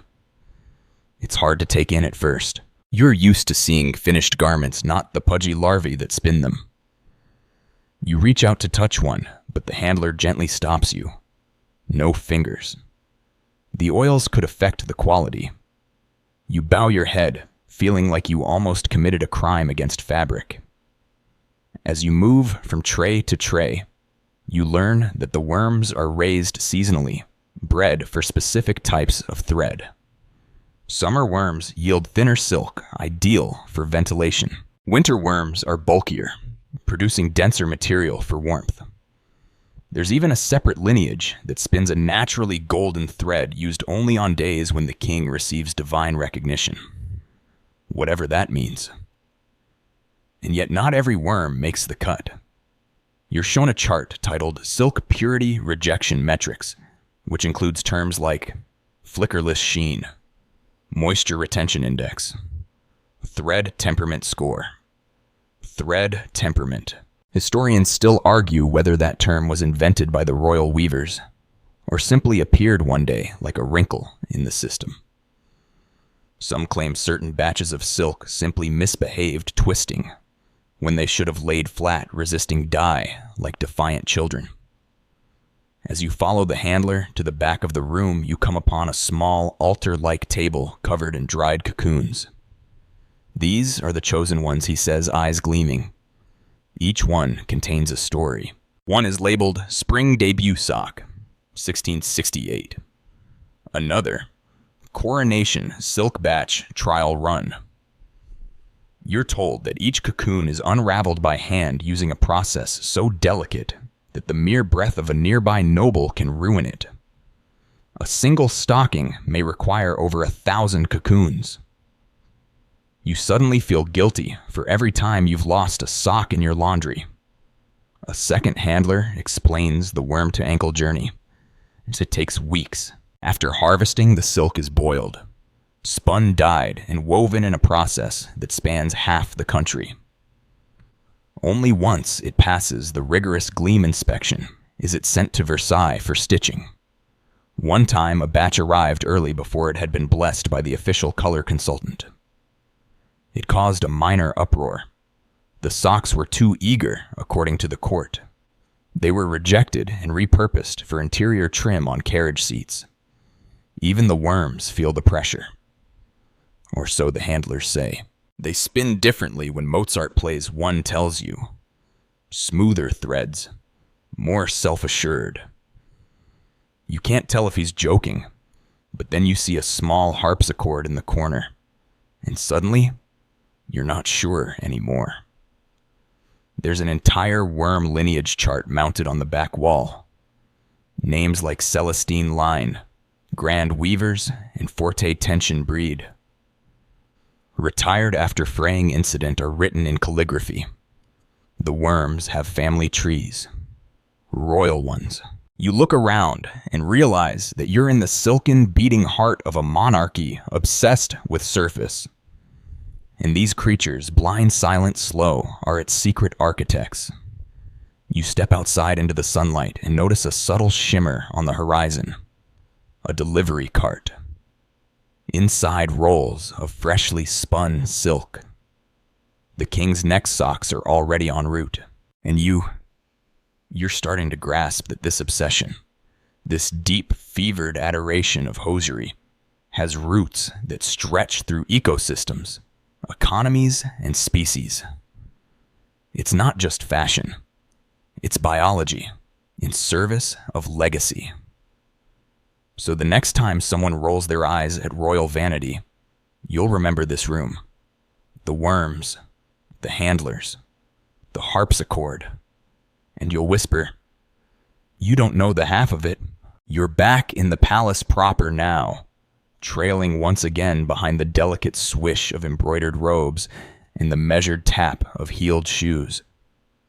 And though Versailles seems calm on the surface, something simmers just beneath the kind of quiet that means something is brewing. You sense it before you hear it. A whisper curling through the marble halls. The sock inspector has been bribed. You freeze. Not Levis. Not the man who inspects seams with monastic devotion, who carries his sock brush like a relic, whose silence is heavier than most people's speeches. But then again, in a court built on secrets, even the most polished surfaces can hide rot. You follow the trail to the Salon de l'Oeil, an aptly named room full of watchful eyes, painted portraits, yes, but also nobles perched like hawks. They sip wine gossip cloaked in compliments. Lovely embroidery, darling. Not quite up to His Majesty's standard, of course. And there in the corner is Madame du Ravel. She's not the type to be ignored. Sharp chin, sharper tongue, and a habit of speaking just loud enough to be overheard. They say a certain count paid Levis 2 rings and a family heirloom to gain insight on tomorrow's sock selection, she announces, swirling her wine like a spell. You lean closer. It's not about stealing socks, it's about information. Knowing what the king will wear before he wears it gives you the edge. It lets you mirror, compliment, flatter without flattery. And in this world, that edge could mean a pension, a promotion, or avoiding a fall from favor. Historians still argue whether the royal sock inspector was ever truly compromised. Some records show a brief leave of absence for Levis. Others suggest he quietly dismissed the briber, reported the incident to the king, and then simply waited for the trap to close. You're told the count in question. Count Desmarais showed up the next day wearing nearly identical stockings to the king's. Gold-edged, silver-flecked. Elegant, yes, but too close. Louis noticed. He always notices. And instead of confronting the matter, he simply raised his glass at dinner and said, "It's charming, Count, when others aspire." That's the Versailles version of a guillotine. Within a week, Desmarais' invitations dried up. His valet was reassigned. He was moved to the end of the procession line near the pages. It wasn't exile. It was erasure. But this wasn't the only incident. There were rumors of sock espionage everywhere. You're led to a quieter corridor behind the Hall of Mirrors. Here, a young seamstress recounts how nobles sometimes sent secret messages stitched into sock hems. Tiny cross patterns, meaning alliance zigzags for watch your back. She once intercepted a pair meant for a duchess, containing a pattern no one could decode. Possibly code for a coup. She shrugs. Or a dinner menu. Another tale involves a valet caught snooping in the sock closet. He claimed he was just organizing, but was found with a wax stamp and a half-finished sketch of the king's favorite garter design. He now maintains the lanterns in the garden, in silence. You peek into Levice's quarters, and for a man accused of taking bribes, everything looks the same. Tidy, minimalist. A single feather duster rests in the corner, but on his desk you notice something new. A sealed letter marked with a wax sigil you don't recognize. You don't dare open it. But it's addressed to the king's private scribe. Inside that envelope, maybe a report, maybe a name, or maybe a warning. You begin to see how the sock inspector isn't just a man of cloth. He's the gatekeeper of aesthetics. Yes, but also a keeper of secrets. His silence is valuable. His approval, even more so. That makes him both revered and vulnerable. You head to the tailor's wing and ask one of the apprentices very carefully if there's ever been a documented sock conspiracy. He nods slowly and tells you about the shadow pair scandal. 2 nobles commissioned identical stockings in secret. One wore them to a poetry reading. The other wore them that night to the opera, where Louis was in attendance. The king didn't speak a word. But the next morning, both nobles received a single, unsigned note. You wear another man's shadow. The sun does not recognize you. They both left court within the month. By now, your head is spinning. You've seen the worms. You've seen the gold-studded embroidery. But you never expected politics to be threaded into the heels and toes of royal attire. You step into the salon once more and see Levice standing silently inspecting a folded pair with his signature calm. He feels your gaze and finally looks up. There's nothing in his face, no guilt, no pride, just control. And suddenly you realize he doesn't just inspect socks. He protects them. From sabotage, from vanity, from those who would weaponize elegance. Because here in Versailles, fashion is not just fabric. It's strategy. It's survival. And even a single loose thread can pull down an empire. You wake to the sound of lace snapping. Okay, not really. But it feels like that's what woke the palace today. Because word spreads faster than perfume or scandal, or even the smell of burnt toast from the lower kitchens. Something catastrophic has occurred. A sock didn't fit. It's the kind of news that spreads in gasps. You hear it whispered from chambermaids to butlers, echoed down hallways with the same hush used for royal births and military defeats. Someone at court dared to place a too tight stocking before the Sun King, and now the entire palace holds its collective breath. You're led to the royal dressing quarters, and it's obvious something's wrong. The atmosphere is heavy, like wet velvet. Levice, the sock inspector, stands stone still, eyes locked on a folded pair of dark plum silk stockings. They're exquisite, painfully so. But they are also, as it turns out, slightly too snug around the arch. You listen as a valet explains, voice trembling. They were made to His Majesty's exact measurements. We accounted for the recent swelling. A forbidden word in this chamber. Because in Versailles, the king's body is never allowed to change. Not visibly. Not in shape, scent, texture, or tone. To say otherwise is to suggest His Majesty is human. And we cannot have that, especially not around the ankles. Levice finally moves, lifting the sock with trembling hands.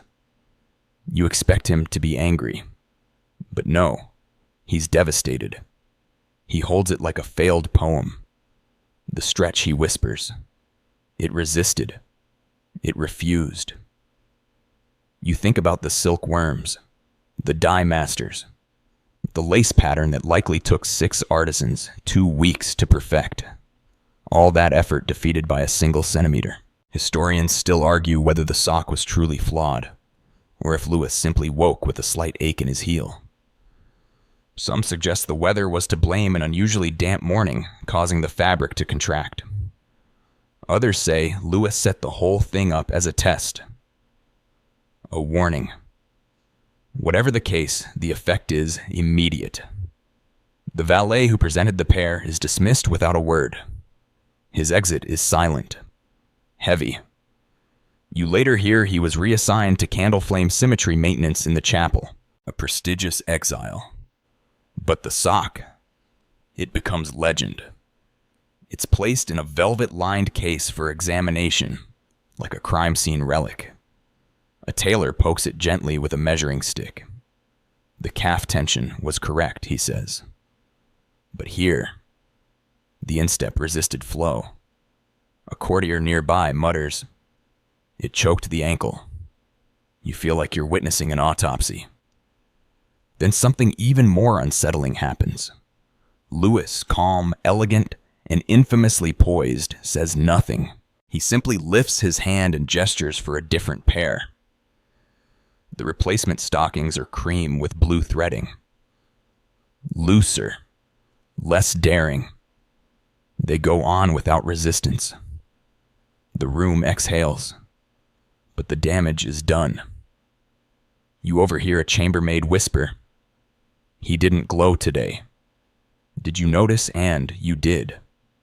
The usual spark in Louis's morning routine is dimmed.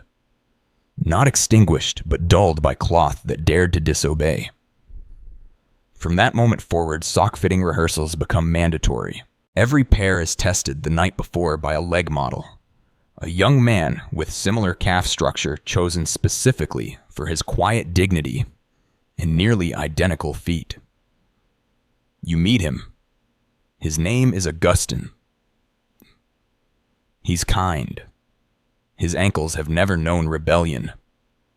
He tells you about the emergency sock cart, a rolling velvet-lined chest that now follows the king at public events. Inside 7 pre-approved pairs, different sizes, textures, temperature modified. "It never leaves the room," he whispers, "not since the incident." And so the ripple spreads. Tailors begin measuring with triple confirmation. Sock artisans include extra micro-stretch threading in every pair. Levis starts carrying a thermometer, claiming that silk responds differently to weather-induced flesh tension. You think he's being dramatic. But then again, so is Versailles. Eventually, even courtiers begin adjusting. You see nobles lifting their feet in private, checking their own socks for betrayal. No one wants to be the next story, the next scandal, the next whisper in the garden hedges. And yet the tension brings innovation. Soon a new stocking prototype is unveiled, the adaptive regal sock. It features a hidden channel of flexible mesh, woven into the inner seam, an idea inspired by hunting gloves. It's announced at court with the same reverence usually reserved for a war victory. Louis approves. He wears the prototype 2 days later and reportedly smiles while descending the staircase. The court beams. One noble faints with relief. But the original tight sock, it's not forgotten. It's stored in the Royal Error Archive. Its box is labeled in gold script, the one that resisted. A footnote below reads, "Let all fabric remember its place." You visit it before the day ends. It rests silently, still elegant, still threatening. You wonder what its makers think. Were they devastated? Secretly proud? Did they measure wrong, or did the silk simply choose at the last moment to be bold? You turn away, unsure. But you do know this in a court where perfection is mandatory. A sock that doesn't fit isn't just a mistake. It's a revolution. You find yourself walking slower today, half from exhaustion, half from awe. Versailles does that to you. The place is so saturated with ritual, so padded with layers of meaning, that even silence feels embroidered. And the socks. They're no longer accessories in your mind. They're instruments. Keys to a code. And sometimes those keys unlock something far more dangerous than gossip. Today's drama is woven into lace, a tale of power, politics, and pattern. Specifically, the way lace is shaped into symbols, and how those symbols began showing up in places they absolutely should not have been. You're sipping a modest tea, which in Versailles means a gold-trimmed ordeal, with 4 staff watching you when a lady-in-waiting casually mentions the fleur-de-lis reversal incident. You raise an eyebrow. She leans closer. A pair of stockings, worn by a duke. Lovely, shimmering, full-calf silk. Only problem: the lace at the top bore an upside-down fleur-de-lis. A pause. She stirs her tea once. Twice. Deliberate, you whisper. Historians still argue she replies with a thin smile. You do some digging. Turns out lace wasn't just for decoration. It had language, looped edges, pointed crests, scalloped borders, all capable of communicating loyalty, rebellion, or silent allegiance to factions within the court. Think secret handshake, but on your shin. Louis, of course, adored symbolism. His favorite lace pattern reportedly mimicked sun rays spiraling upward toward the knee. Any noble caught mimicking this exact pattern. Suspicious, but modifying it too boldly. Treason adjacent. You hear about a minister who wore lace formed in a delicate chevron. Nothing too obvious, unless you knew that same chevron appeared in the sigil of the disgraced House de Rouen. Louis said nothing, just tapped his fork lightly against his plate during dinner. A week later, the minister took an extended hunting retreat and was never really seen again, except once painting watercolors in Normandy. Back to the reversal incident. You trace it to Duke Charles de Nermat, a man known for walking the line between daring and suicidal. His stockings were a marvel, silver-threaded with midnight blue cuffs. And yes, upon close inspection, the fleur-de-lis was inverted. Was it a tailoring error? Perhaps. But the court didn't think so. One courtier dubbed it a toe-level protest. Another called it heraldic blasphemy. Levis inspected the pair himself. Word has it he brought them straight to the king. No servants. No staff. Just the socks resting in a velvet-lined tray, like 2 scandalous manuscripts. Louis examined them for a full minute. Then he said softly, "Return them. But not to the Duke. To the weaver." The meaning was clear. A week later, the weaver's workshop was boarded shut. The Duke still present at court, but quieter, more careful. His next pair of socks bore no pattern, just plain ivory. It was the visual equivalent of a bowed head. But this wasn't an isolated case. You find a seamstress tucked behind the tapestry gallery, who shows you a private catalog of historical sock patterns, official and unofficial. There are pages marked with symbols that were quietly banned. Crossed arrows aligned with the rebellious hunting guild. Intertwined moons, a group of astrologers once accused of swaying court decisions. Broken crowns used only once, and the noble who wore it had his titles reconsidered. There's even a pattern called the question, a looping spiral with no center. No one's sure what it means, which of course makes it terrifying. You begin to understand the depth of the power play. It's not just about looking the part. It's about knowing what your calf says when you walk past the throne. At one point, the fashion ministry, yes, it existed, considered issuing official sock codes, much like royal decrees. But the idea was scrapped when it became clear no one wanted clarity. Ambiguity is power. And the closer something looks to treason without crossing the line, the more thrilling it becomes. In a particularly daring twist, You learn of a duchess who wore lace cuffs shaped like sunsets, not sunrises. A subtle signal. Many believe that she supported a regency and wished for a transition. The king noticed. That night at the opera, she was seated behind a pillar, symbolically and literally removed from the light. You visit the lace library, a surprisingly fortified room behind the sock tailoring suite. There, swatches are stored like historical documents, each labeled with its designer thread count and last known appearance in court. You spot a design called the Monarch's Echo, a swirling motif mimicking Louis's personal sigil, but made deliberately imperfect with one stitch shortened on the left side. It was banned 3 years ago. No reason given. It all starts to click. The socks are messages. Every curve of lace, every tilt of embroidery, every chosen thread speaks in a dialect that only the truly fluent can understand. And if you're not fluent, you'll either offend someone or align yourself with a cause you didn't know you were supporting. You remember the tight sock from last week, the one that resisted. You wonder now if it wasn't a flaw, but a statement. Fabric speaks, and in Versailles, everyone listens. You head back toward the Hall of Mirrors, passing nobles with careful feet and calculated fashion. You study their calves, wondering what else you're missing. Because here in this glimmering chessboard of influence, every sock is a move.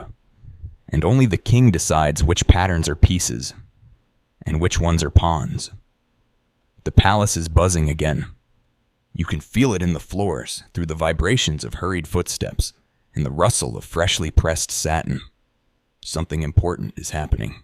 You follow the sound down the gilded corridors, past a statue of Apollo, looking particularly judgy today, until you arrive at the edge of the ambassador's hall. And there it is, a sock gifting ceremony in progress. Now you might be thinking, wait, we're giving socks as gifts. Formal ones, publicly. Oh yes. At Versailles, it's not just a gift. It's a performance, a symbol. And let's be honest, a subtle power move. You step into the back of the room where a crowd of nobles has gathered to witness the ritual. At the center, Louis sits on a modestly elaborate chair by Versailles standards, which is to say, it's a throne pretending not to be. His posture is perfect, his expression bored but majestic. He's flanked by 2 attendants, one holding a silk cushion with the socks. They're stunning. Pale gold with threads of vermilion embroidered with a repeating fleur-de-lis pattern in a soft garter tie of woven sapphire-dyed silk. This isn't just courtly fashion. This is diplomatic artillery. The recipient. A dignitary from Sweden standing nervously in shoes that look frankly underwhelming. An advisor steps forward and begins the official script. In recognition of noble alliance and in the spirit of civil warmth, His Majesty presents to you the emblem of royal regard. That's right.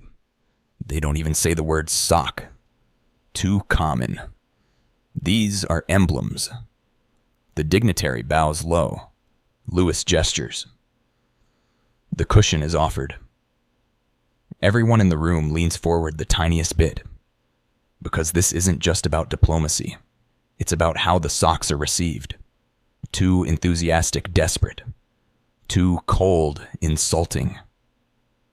The Swede takes them with both hands and very wisely gasps softly as though he's just been handed a divine relic. Perfect. Whispers ripple through the court. He handled the ribbon properly. Did you see? He didn't fold the cuff inward. A trained hand, that one. Historians still argue whether these gifts were ever worn or simply displayed in locked cases back home. Some say they were resold to fund armies.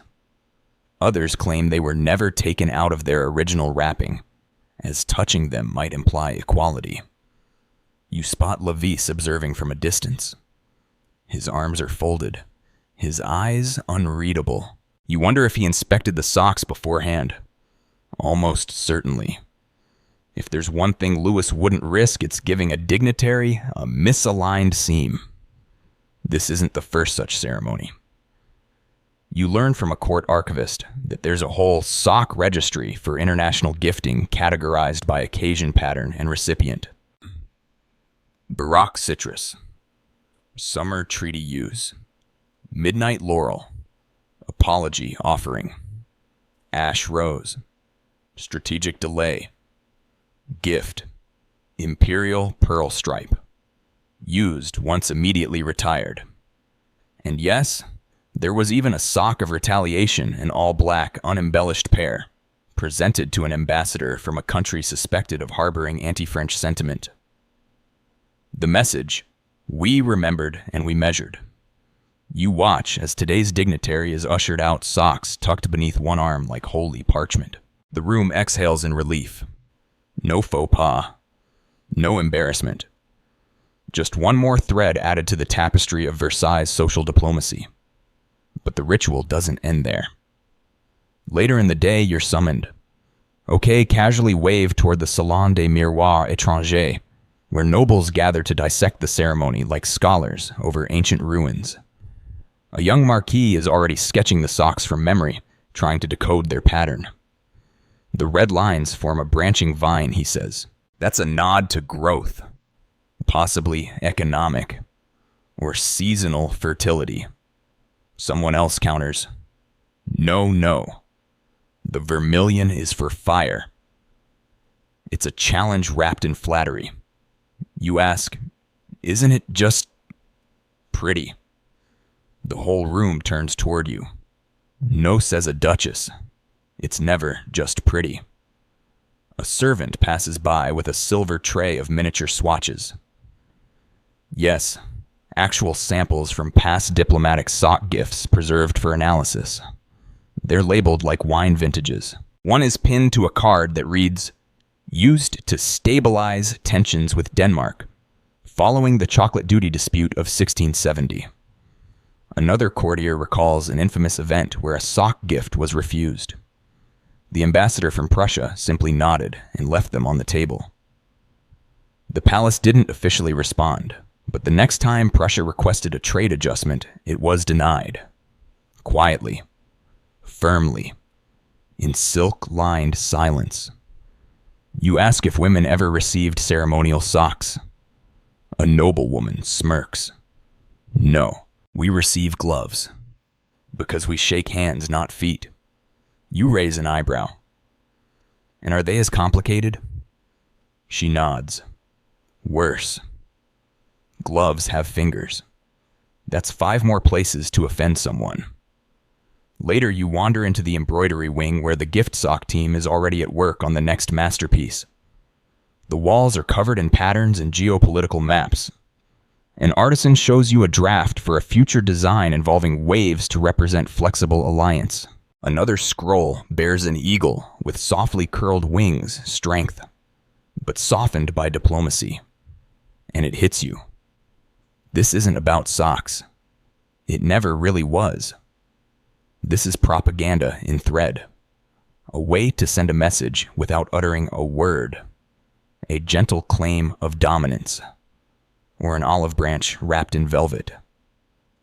The sock, when handed with ceremony, says, we are generous. We are powerful.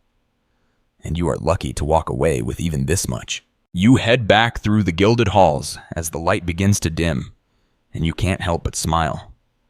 Because in this palace where everything is layered, choreographed and simmering beneath the surface, even the simple act of gifting a sock has become an international event.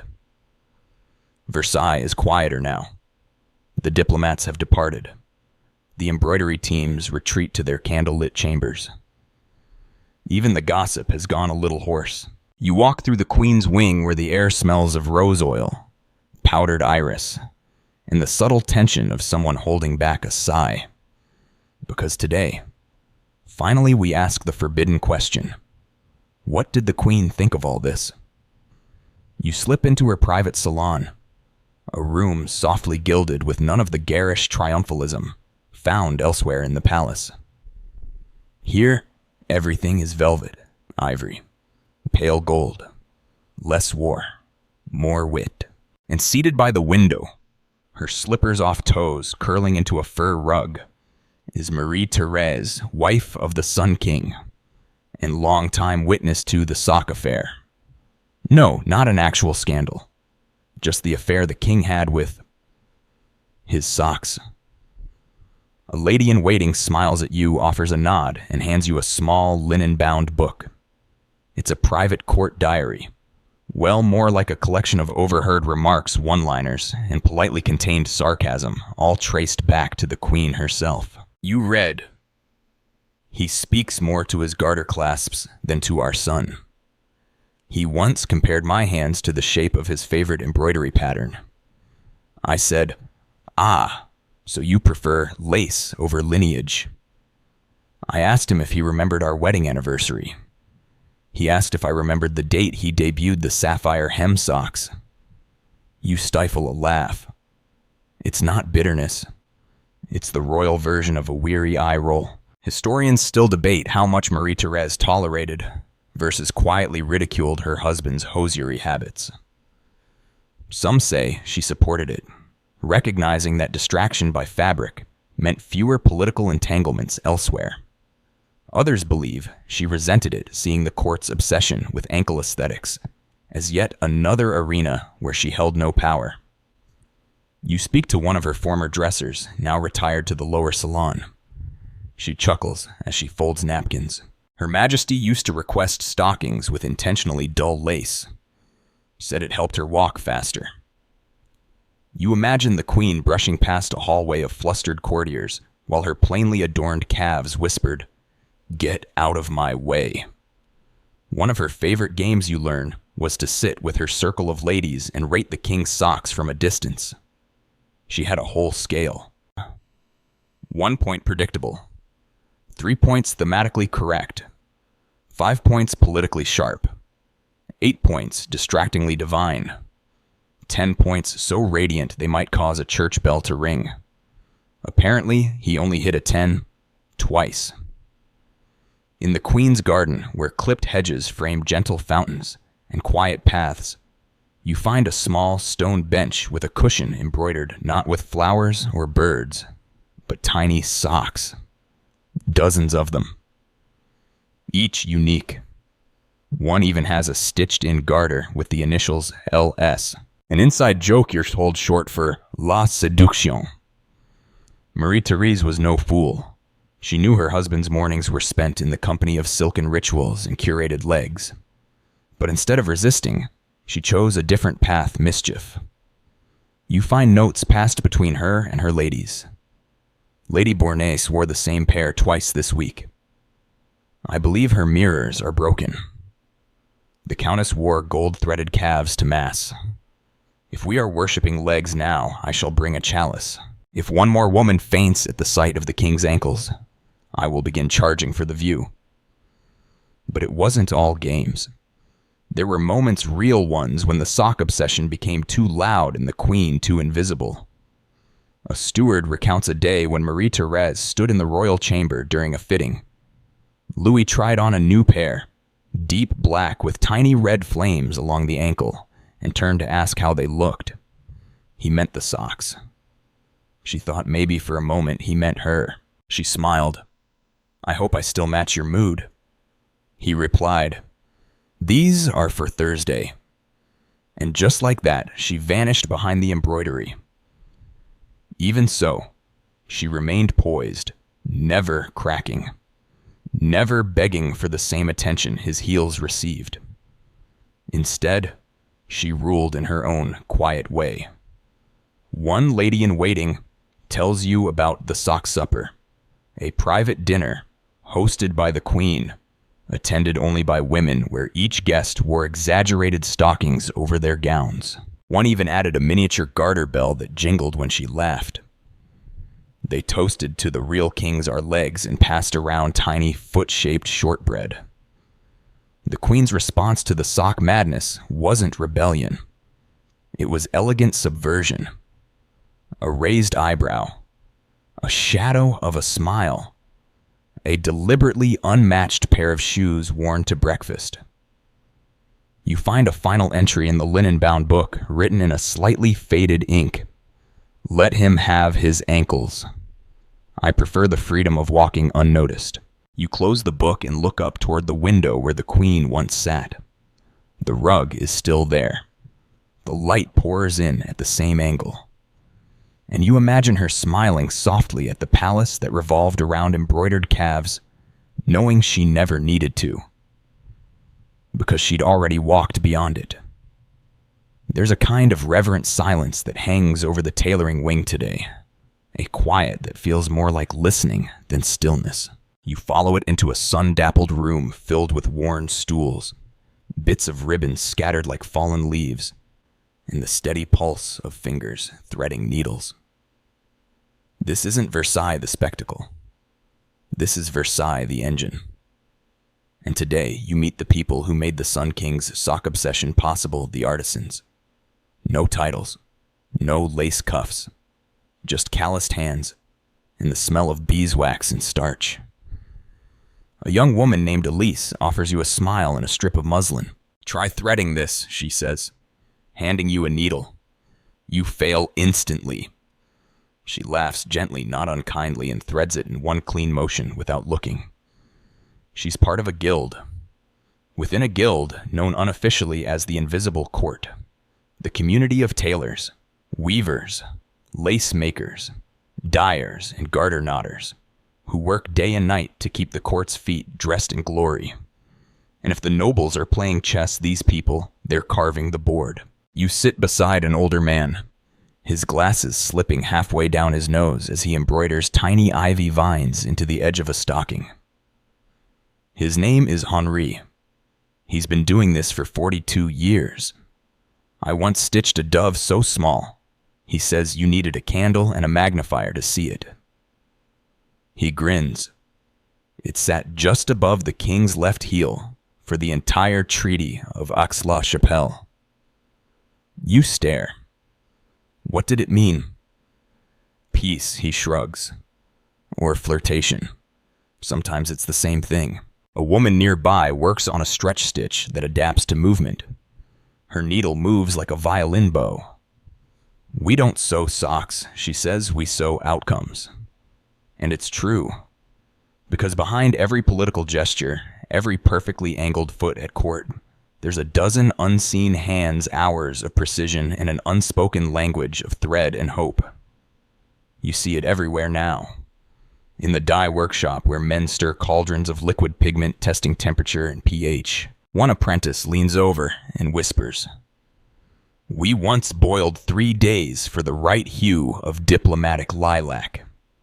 The king rejected it for being too flirtatious. In the lace chamber spools of bob and twist and tangle under expert fingers, the lace doesn't just decorate, it speaks. The artisans debate stitch directions like philosophers. Does the upward turn at the ankle convey ambition, or just arrogance, one asks. Historians still argue whether these choices came from the king, or were interpretations made by the artisans themselves. Some believe the tailors were artists with secret agendas, embedding subtle narratives into the seams. Others say they were simply responding to demand. Either way, the power of what they created rippled far beyond their small rooms. You're shown a sacred drawer, the practice pieces. These are discarded experiments, each labeled with date and failure reason. Too radiant under candlelight, blinded the orchestra. Pattern misread as insult to Genoa. Thread tension too mournful for spring. One piece is a masterpiece, black silk shot through with crimson feathers, so fine they seem to float. Never used, says the head stitcher. Too emotional. You hear about a weaver who proposed a new garter clasp inspired by sea waves, elegant flowing revolutionary. It was approved, until it accidentally mimicked the personal crest of a rival duchy. The weaver now works for a monastery. He weaves tapestries of saints. None wear socks. But it's not all tragedy. You meet Camille, a young embroiderer whose golden knot pattern was accepted by the king without a single adjustment. He wore it twice, she says, still glowing. Once for the opera, once for the eclipse. She keeps a sketch of it in her apron. It's small, subtle, divine. In the corner of the workshop, you notice something strange. A small wall of anonymous tributes. Tiny sock swatches never used mounted on a board. Some are brilliant, others flawed. None bear names. These are our offerings, Henri explains. We all submit one design a year. No names. If it's chosen, it's woven. If not, it stays here. You look closer and spot a pale blue sock cuff with the faint outline of a weeping willow stitched in ghostly white thread. It's haunting. That one Elise whispers was for the queen. Not all designs get made, but all of them matter. Later, as you sip tea with the artisan's lukewarm chipped cup, no frills, you realize this. While the court displays power, these people fabricate it, and they do it silently. One tailor puts it best. We dress the performance, but we also direct it. Quietly, one stitch at a time, you leave their wing changed.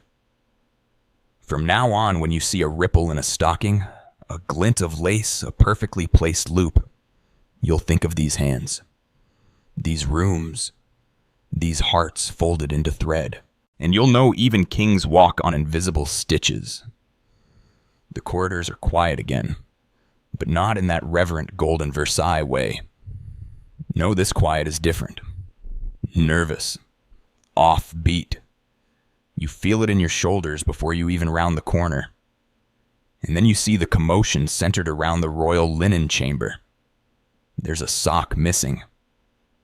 And not just any sock. One of His Majesty's, a silk pair, recently worn at a diplomatic soiree with distinctive scarlet cross-stitching and a gold-threaded heel. It was supposed to be cleaned, brushed, and placed into the evening wear drawer. But now, only one remains. You witness a valet holding the orphaned sock like it's a wounded animal. 2 footmen are searching behind cabinets. A court scribe is already preparing a written explanation. You overhear Levis speak for perhaps the first time today.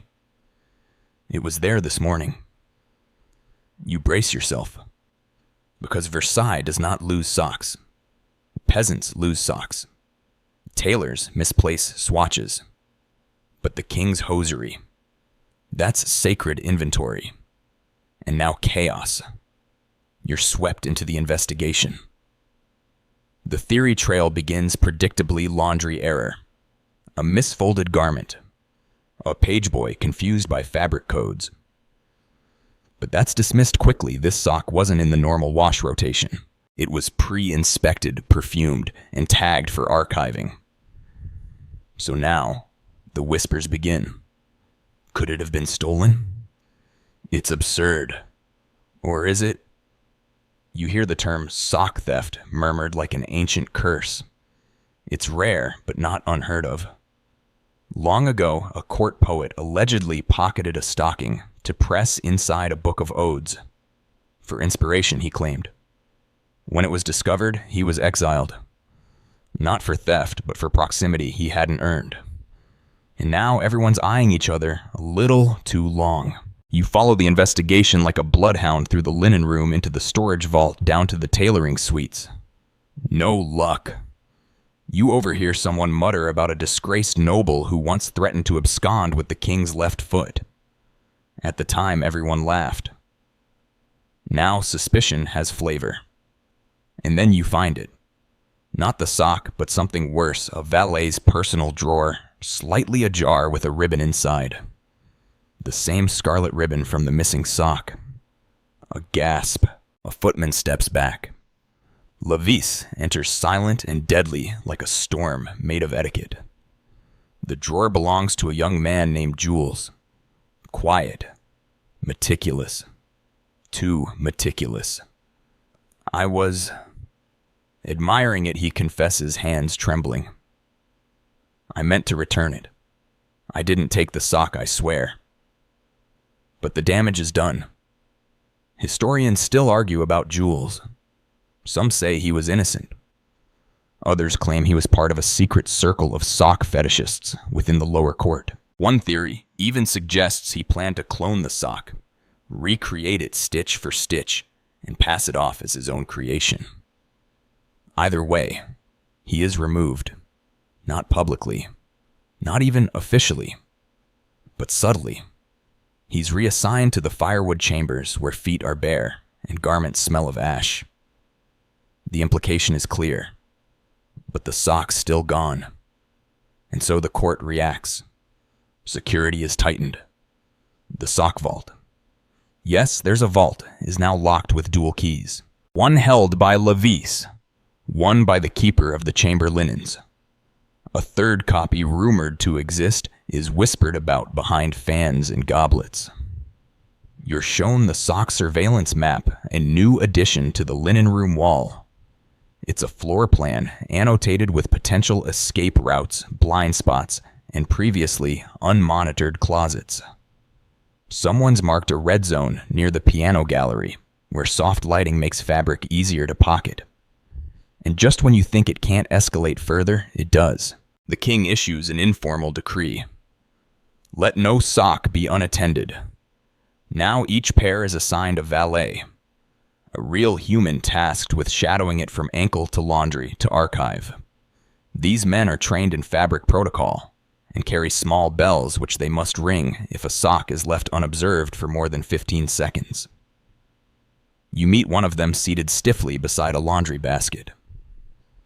They call me the Foot Sentinel, he says, with no trace of irony. He hasn't blinked in a while. The fear is real, because what if it wasn't just a theft? What if it was a message? Theories abound. A foreign agent stealing royal hosiery to unravel it and study the French weave.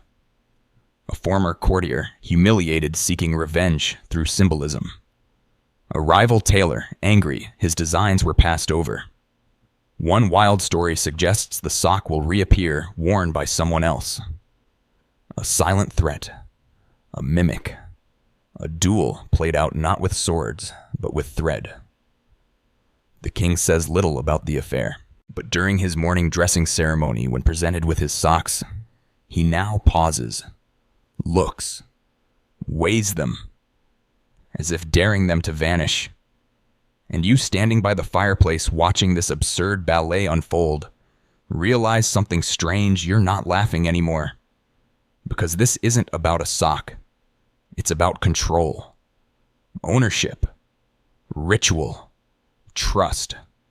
A single stitch gone missing, and the entire palace must shift.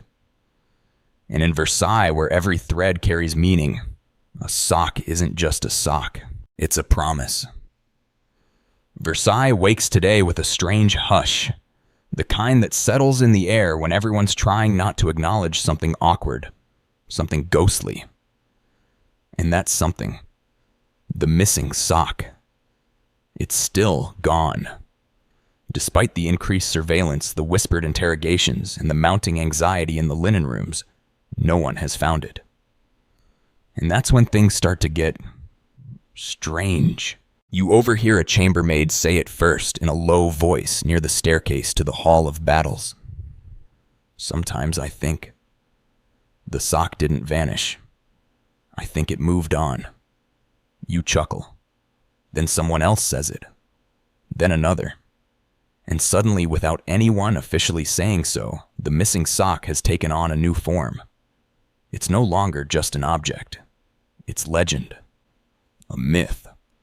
A ghost story told while folding napkins or steaming lace.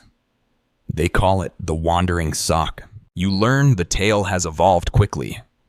In just days, it's taken on layers, versions. In one telling, the sock slipped away during a stormy night. and now haunts the parquet floors, appearing just beneath the hems of unsuspecting nobles. In another, it has gained sentience, escaping court life after becoming self-aware of its own importance. One particularly poetic version claims the sock grew weary of bearing royal weight and sought freedom beyond the foot. Historians, real ones, would roll their eyes. But in Versailles, this is how power operates. Even a lost item must be accounted for in narrative form, because without a story, it's just absence. And absence here is dangerous. So the myth grows.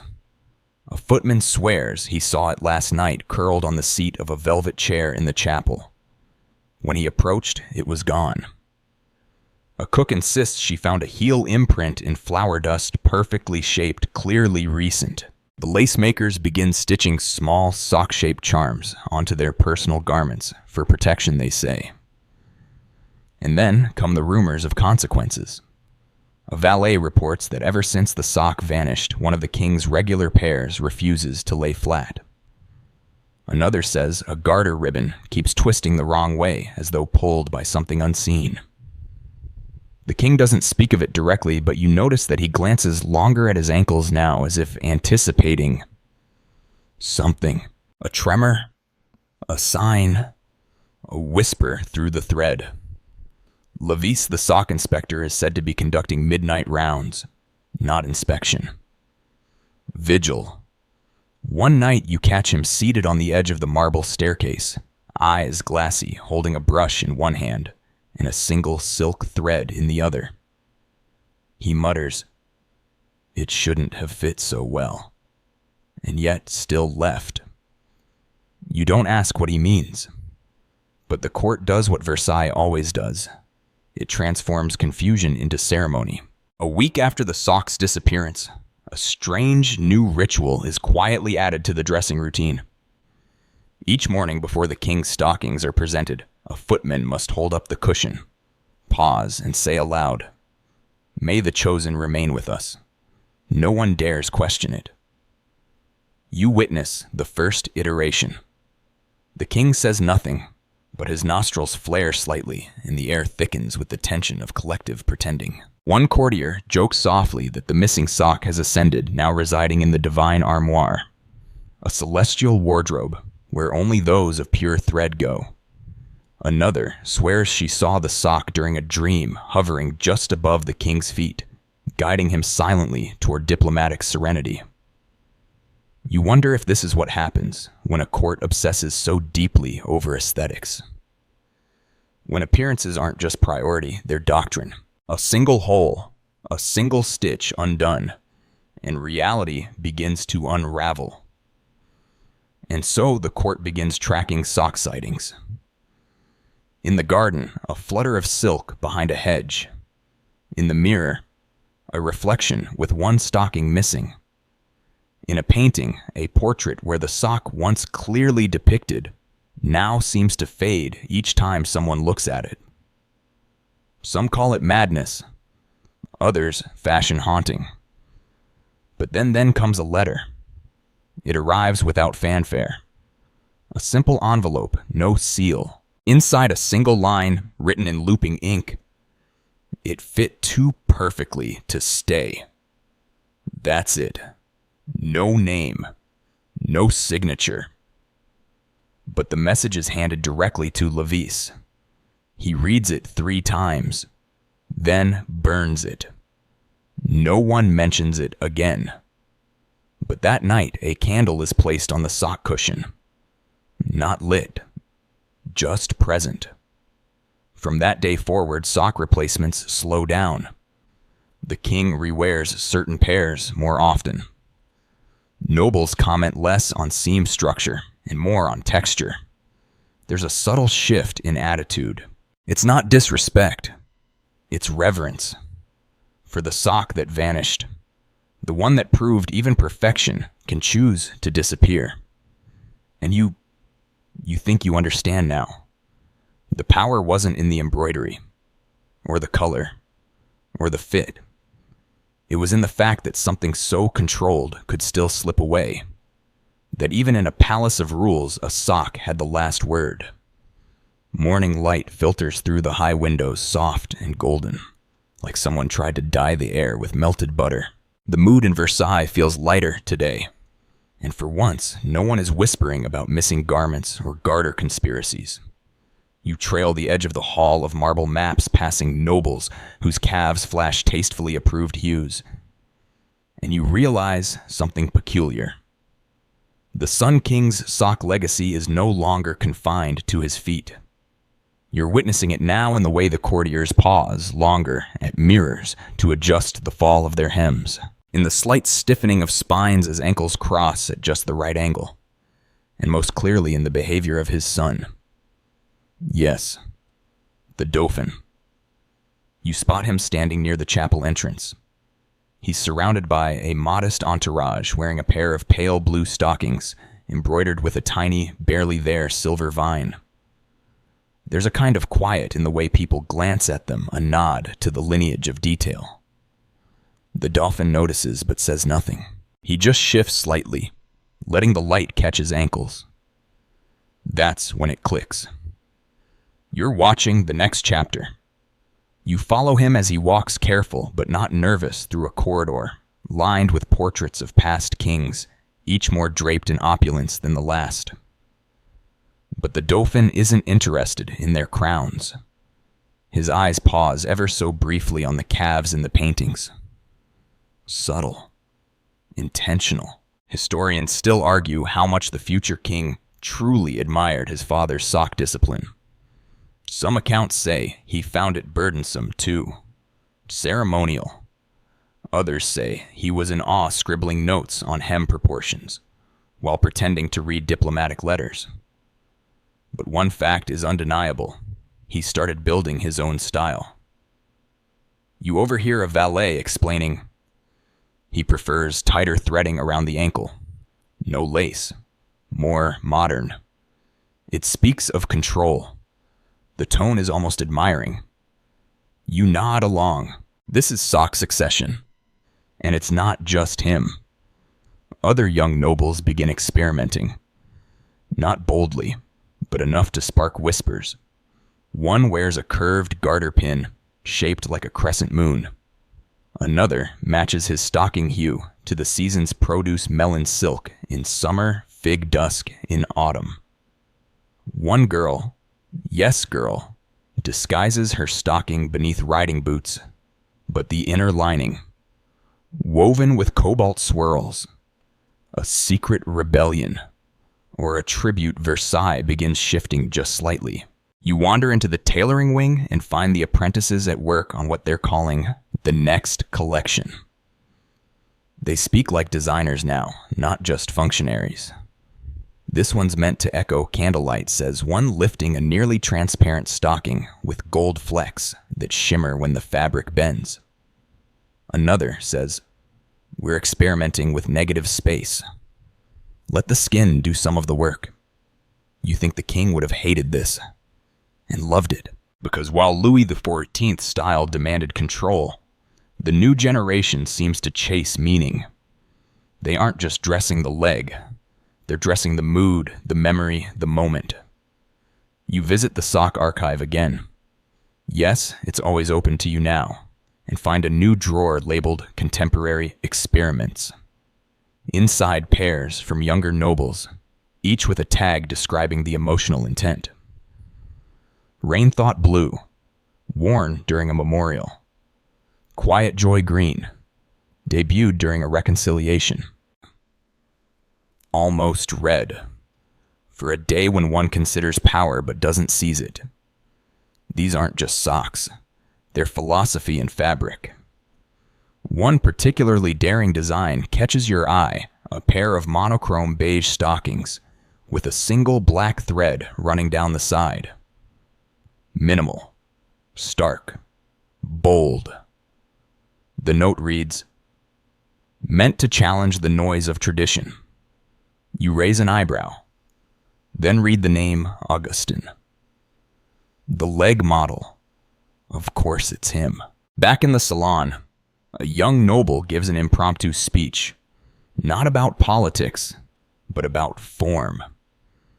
We live in the shadow of golden calves, he says, but we must find our own feet. Everyone applauds. You think about the sock that vanished, the one that seemed to haunt the halls, not with malice, but with freedom. Maybe its disappearance wasn't a loss. It was an invitation. And you finally understand something the king himself never said aloud, but must have known. The sock isn't the point. The performance is. The precision. The message. The moment. And now the future. Because when a king dies, they bury his crown. But the court remembers his walk. In that walk, the glide, the pause, the ankle that catches light just right is remembered in silk, in thread, in the young legs stepping forward now, each one carrying not just fashion, but legacy. So you stand there watching this new wave of feet, finding their rhythm and smile. The reign of socks continues. It's just before sunset when you wander into the royal portrait wing, a long, echoing corridor, filled with framed stillness. Gilded edges, crimson curtains, figures frozen mid-glory. You've passed through it before, but today you move slower, more deliberately. Because now you understand the truth, you haven't just been walking past art. You've been walking through a sock gallery. It hits you all at once, the positioning of feet, the flick of a hem, the glint of embroidery just at the edge of a calf. The socks are there, hiding in plain sight. Not featured, never central, but always. Suggested. A silent language whispered in oil paint. You stop before a famous one, Louis XIV on horseback, bathed in sunlight, sword extended crown, floating somewhere between sky and scalp. Most people focus on the posture, the warhorse, the impossible background. But now, you only see the stalking white luminous with a garter so ornate it practically sings. It hugs the leg just so, and you realize this isn't a portrait of conquest. It's a portrait of balance. You continue down the gallery, past nobles and generals, duchesses and cardinals. Some wear boots, others open-toed slippers. But the most powerful, always in stockings, always poised, always framed in such a way that says, yes, this leg rules something. Historians rarely talk about this. They argue about brushstroke dynasty battle timelines. But you begin to wonder, how many of these portraits were actually about legs? You stumble into a side room where an archivist is cataloging sketches, preliminary works, studies. And sure enough, there's one labeled, Right Calf Lewis, Study for Victory Tapestry. Just a calf, perfectly contoured. You ask about it. The archivist shrugs. We have over 50 like that. Artists didn't guess at his feet. They trained for them. You can't help but laugh. Imagine being a painter summoned to immortalize the king, and starting with his ankle bones. But here's the thing, it mattered. Every brushstroke reinforced the myth. These weren't socks anymore. They were symbols woven not just in silk, but in time itself. You hear a story about the royal artist Lebrun, who once painted a portrait where the king's sock didn't shimmer correctly. Louis noticed. He summoned Lebrun and allegedly said, "If my stockings do not reflect light, then I must not be standing in it." The painting was redone. Another tale tells of a young artist who tried to modernize a royal portrait with simplified clothing. He left out the garter entirely. The commission was canceled. That artist ended up painting sheep in Lyon. And it wasn't just the king. You find a portrait of a noblewoman, seated on a velvet settee, her stocking peeking out from under her gown. It's not risque. It's calculated. The angle, the lighting, the exact moment where shadow meets silk. She's saying, I have power too, and I know how to wear it. Later in the back corner of the gallery, you come across something rare, an unfinished painting. It shows the king from the waist down, just his legs actually. The socks are detailed exquisitely, but the upper body remains only sketched. No face, no crown, just calves in royal motion. It's haunting and oddly intimate. You imagine the artist standing there, brush in hand, deciding what mattered most. Choosing silk over expression. Choosing to begin with the part of the king that moved first. You sit on a nearby bench and let it all sink in. You've watched ceremonies, spied on tailors, tiptoed through rumors. But now, surrounded by stillness, you realize the most enduring message of Versailles isn't just in motion, it's in memory. And memory, like portraiture, favors repetition. Detail. Shape. That's why the socks remain. Not because they were flamboyant, but because they were consistent. The king's calves always clothed, always shining, always framed. And even now, centuries later, they still dictate posture. Hems. The angle of a noble's glance. You leave the portrait wing with quiet respect, not just for the artists, but for the ankles they loved so much they painted them into eternity. Because when the rest of the court has crumbled, the stockings stay. Dusk has settled across Versailles. The lanterns flicker to life, casting long shadows on the gold-framed mirrors, and a hushed softness takes over the palace. The kind that makes even footsteps sound like secrets. You follow the gentle murmur of voices to a lesser-known chamber tucked behind the music wing. It's there by candlelight that something rare unfolds, a sock recital. No, not a concert about socks. That would be ridiculous. This is worse. It's a poetry reading dedicated to them. You enter quietly and see a semicircle of nobles, each perched on velvet chairs, sipping honeyed wine and nodding solemnly as a baron recites from a scroll. Upon thy heel the sun does gleam, through silken thread a sovereign dream. You choke slightly on a laugh, but suppress it. No one else is laughing. This is real. These are actual sock poems. Turns out sock verse was a whole genre in courtly culture. A quiet one. A whispered one. But very much alive. You learn this particular group calls themselves l'Ordre de l'Élastique, an informal society devoted to celebrating what they call the art of the concealed limb. They meet once a month. Sometimes they sing. Sometimes they embroider as they listen. Tonight they're reading odes. A duchess stands unrolling a slim parchment. Her voice trembles slightly as she reads. Not crown nor scepter's gilded flare, but silk upon the calf declares, who walks with right and bends with grace. The royal thread the ankle's face. It is by all accounts stunning. A nobleman next to you wipes away a tear. It's the cadence he whispers.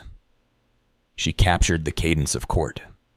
You start to feel something stir. Not quite mockery. Not quite awe. Something in between recognition. Because after everything you've seen, everything you've witnessed, it's finally clear. This isn't just pageantry. It's devotion. They don't love the socks because they're fashionable. They love them because they're the last stable truth in a world of shifting alliances, subtle insults, and silent wars. The socks don't lie. They gleam or don't. They wrinkle or don't. They hold or fall. In a palace of pretense, a stocking tells the truth. You stay for the rest of the recital. One poem tells the tale of a young page whose socks were mismatched. He left court in shame and returned years later, wearing embroidered redemption. Another tells the tragic story of a valet who fell in love with a pair of garters so beautiful he refused to return them. It ends as you expect, with exile.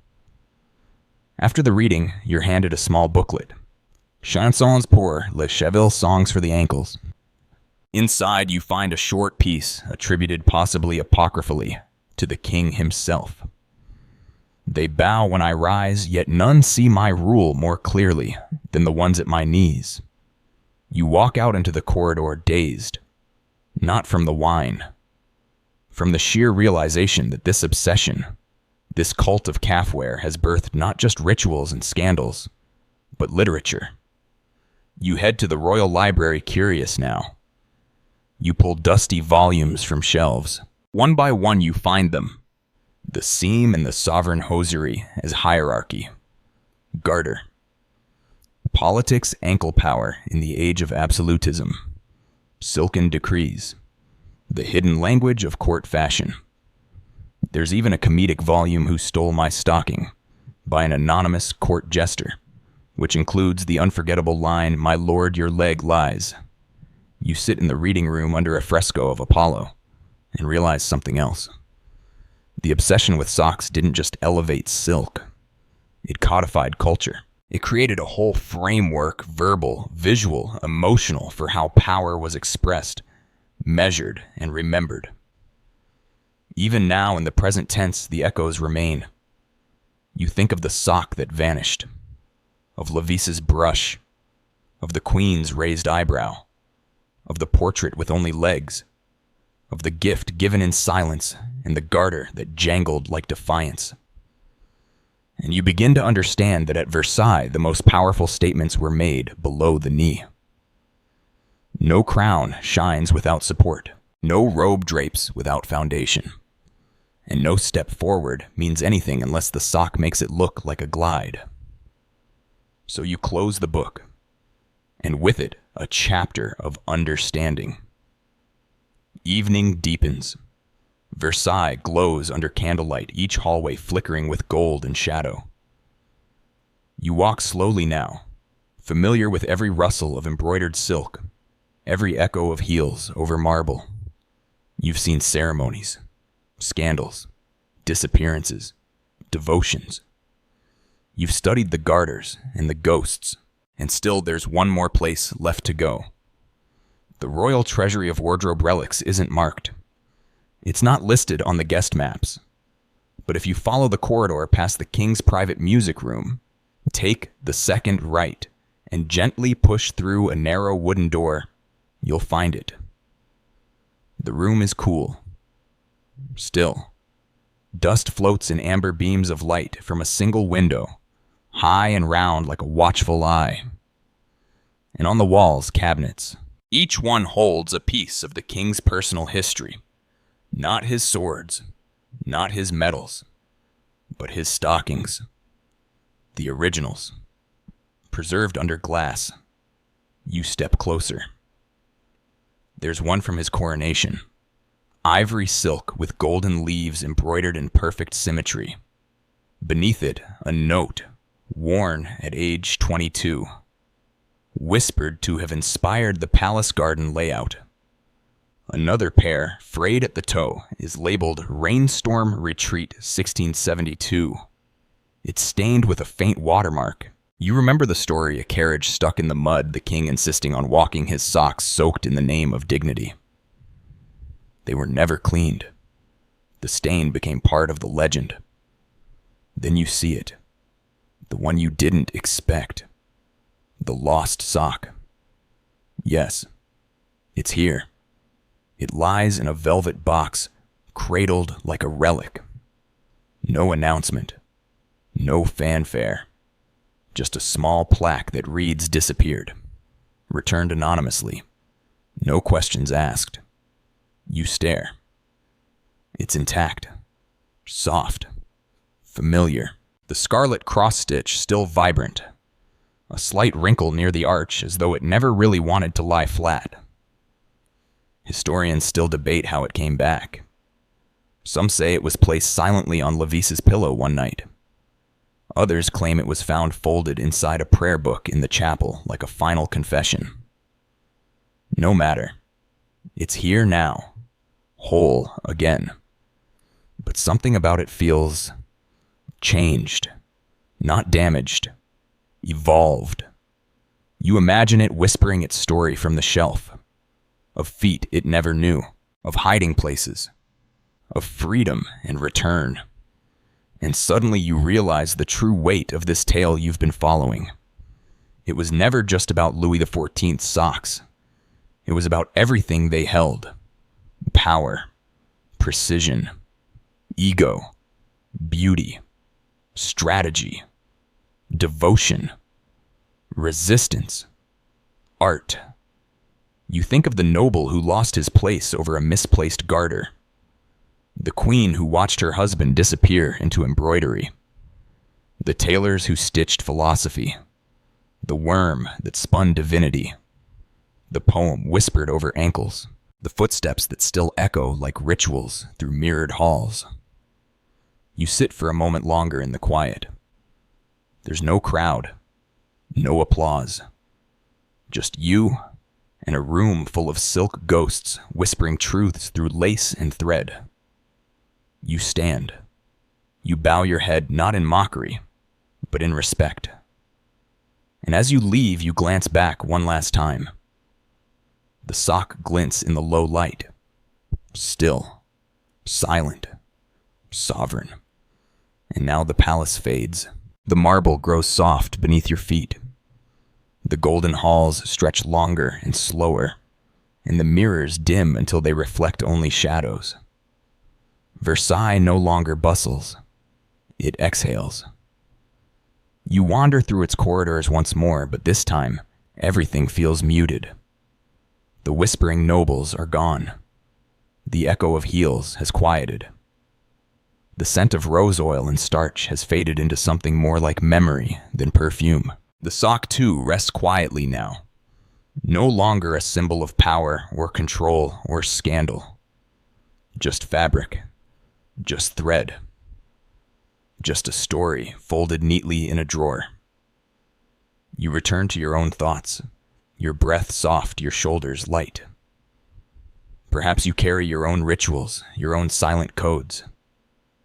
Maybe you wear your power differently, on your sleeve, in your words, or hidden gently beneath the surface.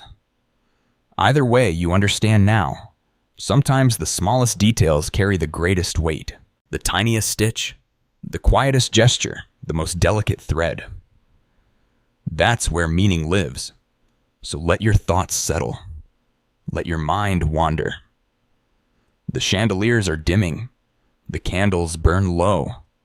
And somewhere deep within the folds of time, a silk stocking rests peacefully, no longer needing to be seen to be remembered. Sleep well.